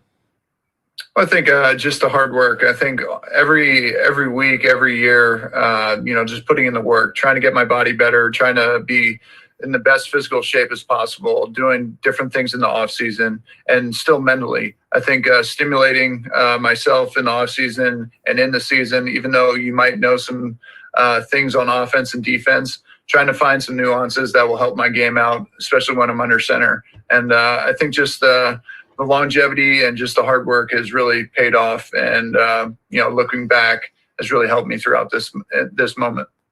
Next question will come from Alec Lace of First Class Fatherhood. Hey, Chad, what's doing? My show focuses on fatherhood and family life. I think you're a first-class father all the way. And I know Patrick Mahomes is about to be a father himself now. So what kind of advice do you have for him or for any of the other about-to-be dads that are out there listening? I think the biggest thing is to listen to your child. I mean, every time a parent comes out and says they do something else, everybody has their own way. But I think the biggest thing for me is just listening to both my kids and what their interests are, studying what their friends are saying. And I think getting a real picture of who they are and who they're going to become. And if you can listen to them and, give them the best advice after that, it's a great feeling, because if you listen to them, then you really know what they're going through in life. As a reminder to media, we have 10 minutes left. Next question will be from Joel D. Smith. Hey, Chad, you talked about Pennsylvania a little bit earlier. We're from the CBS 21 affiliate in Harrisburg. Been covering a lot of the Big 33, and the tradition continues, once again, having somebody in every single Super Bowl. When you were in the Big 33 yourself, did you think about that? And then what's it like being part of that tradition that continues? Yeah, actually, before I signed here, Brett Veach, obviously, he's a Big 33 guy, or GM, and he's like, every Super Bowl, there's a Big 33 player. So he's like, if you sign here, you can carry on our tradition, and hopefully we can get there. And luckily enough, the 3 years that I've been here, we've gone to 2 Super Bowls and won one, and hopefully the next one. But, we're very prideful, obviously, in Pennsylvania. We feel like we have one of the better states in football and athletics. And, it's great to be back on this stage again. And I think we have 4 or 5 guys on our team that are in the Big 33. So it's from the Big 33. So it's the continuous success there for PA. Next question will come from Zennie Abraham. Oh, thank you very much. Mr. Henney, it's an honor. Want to know, talking about Eric Bieniemy, offensive coordinator, what he has done to get you prepared for a game up to this Super Bowl game. Yeah, I mean, EB's been great ever since I got here. I mean, his study habits, the way he approaches a game, his leadership has been tremendous. And he calls plays. He did a great job all year calling plays for us and helping out Coach Reed as well. But, yeah, he's there for you for leadership qualities, and he's always there to prepare each and every week. I think he's one heck of a coach, and believe him, thick and thin. Thank you. Next question will come from Omar Ruiz. Hey, Chad, I just had a quick follow-up on that scout team question. Obviously, Tom. I'm curious what your relationship is, given, the Michigan connection. And then, how long you've been studying him, and that might give you an advantage in kind of playing him in that scout team. Yeah, I mean, the communication factor, I mean, it's usually just during the season. If we play each other, might say a few words after the game, but other than that, that's really where our relationship stops. But playing against him and obviously see him throughout the years, there's definitely antics. I mean, definitely some calls that he's carried over from New England to Tampa. Obviously, you know, his progression reading has been tremendous. His movement in the pocket, try to mimic anything and try to give our defense any edge as possible going into this week as well. Next question will come from Colin Macklem of the Fully Loaded podcast.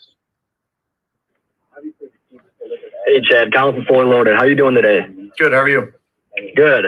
So I'm just curious, you know, being around Mahomes all the time, you've been able to really digest what goes into making him such a dynamic player. But what specifically do you think it is that makes him so great? Well, I mean, I think it starts with his preparation. Each and every week he has a routine. He's very detailed in what he does, his note-taking, how he approaches it. And then you step around the guys and his leadership and how he guides guys to play above and beyond their capability. He brings out the best in a lot of people. And obviously, then you just put his athletic ability on the field, creating plays, putting the ball where it needs to be, his arm strength. He has it all. And I think he works on it each and every day. And that's really what makes him great. Next question will come from Dave Hyde. Yeah, Chad, I was curious, your Super Bowl ring, where do you keep it? Do you wear it often? Out at all? I mean, do you keep it? Well, I mean, I've learned from somebody back in the day in Michigan, Johnny, our equipment guy, and he said, "What's your favorite ring?" And he said, "It's the next one." So I kind of tuck it away, put it in a safe, and always looking for that next ring. So I've learned at Michigan, you know, you kind of cherish the opportunity in the moment once you win one, and then you put it away, and you know, you look forward to the next one. We are waiting for our next question. Next question will come from Zennie Abraham. Going into this game, excuse me. Sorry. Oh, there we go. Going into this game and looking at the Bucs defense, what bothers you the most about it? Well, I mean, they definitely fly around. They have a front seven that is as good as anybody, and they rotate a lot of guys in there. But their ability to rush the pass, their linebackers are fast flowing guys that can go downhill and stop the run as well. And then in the back end, you got a good speedy group that can cover a lot of guys. So overall, I mean, I think it starts with their front seven and the ability to rush a passer and flying around in that aspect. Yeah, thank you. Next question will come from Dave Hyde. Yeah, I'm getting my money's worth here. When you made the transition from a starter to a backup originally, and now obviously you're comfortable in the role, was that difficult for you? Yeah, I mean, anytime I think you get put in that position, especially starting a bunch of games in Miami and then Jacksonville, you always want to be a starter. And I think that's why you work at it each and every day. You prepare like it. And for moments that, even though you're 35, you still believe that you can play for some team and help them win. So always the preparation going into it and feeling that you still can get the job done. Next question will come from Austin Prebelich of the Fully Loaded podcast. Hey, Chad, how you doing? Good. Hey, real quick. Over the last couple of seasons, with Mahomes going down mid-game, what's that feeling like when he goes down and you got to hurry up, grab your helmet, run out into the field? I mean, it's just instantaneous. I mean, I think it's just a quick moment. You got to get warmed up. You got to be ready. And that's what we prepare for each and every week, that, you don't want it to happen, but that's why we're here. And when those opportunities arise, you just got to be ready and, ready to perform each and every Sunday. Next question will come from Paul Gant of Go For It Radio. Hey, Chad, how are you, sir? Good. How you doing? It's never as good as the first time, but let me ask you this. Would this championship mean more to you because of how hard it is to repeat in the NFL? I mean, I think every championship has its tells. They're all the most important. But I think, to go back to back and to get everybody's best shot to be the defending champion again, like we always seen, the Patriots are the last team to do it in, the early 2000s. So it doesn't happen often. But, if we get it again, it'll be special for us knowing that we put all this hard work in and we repeat it as well. Next question will come from Dylan Jesperson of TV Sports. Hey, Chad, congratulations to you and your guys for making it here. Thank you. We're located out in Farmington Hills, Michigan, so we watched you in college. I wanted to know what it's been like taking your college days, what that learning to compete at college and how you've brought that to your NFL career throughout, and what you're going to bring to the game on Sunday, relating it back to your college days. Yeah, I mean, I think Michigan has done a great job for me earlier on to prepare me. We had a pro-style offense, a lot of great coaches, a lot of coaches that are still coaching today. And, I think the weekly preparation was very similar for me, transitioning from college to pros. So that was definitely a beneficial factor for me. And just the way the coaches coach me. They always push me each and every day, push me in the film room, push me on the field to be the best player I could be. And I think that's really transformed into the NFL today. Next question will come from Hal Habib of the Palm Beach Post. Chad, a second ago you talked about perseverance and always believing in yourself. In your case, you didn't just go Sundays without throwing a pass. You went literally seasons without throwing a pass. How did you keep your spirits up? Yeah, I mean, I think you just got to believe in yourself. I mean, going through practice, all the hard work in the off season, I think you always know you can do it, and you just got to be ready for your opportunity. Never get down on yourself, even though you're not out on the field. I feel like a lot of preparation has gone into whoever the starter was, and me helping that as well. So I think that was satisfactory as well. But it's never easy to be the backup and wanting to play, but at the same time, you got to accept your role and try to do the best you can in that situation. Next question will come from Shelby Allen of Back Sports Page. Hey again, Chad. I've seen a few times this postseason teams that lost to an opponent in the regular season beat them in the postseason. What is it about playing a team again that second time? Is it overconfidence? What happens in that scenario? Well, I mean, if you present the same thing or you do something similar, I mean, they're going to correct. The NFL teams are smart. They're going to correct what their mistakes were. And I think that's what makes this sport so great and so enticing, is that people are willing to work and put in the work to correct their mistakes. And if they haven't made a mistake and we still attack them, then we'll just keep attacking them that way. But definitely new looks will present themselves as an offense and as a defense.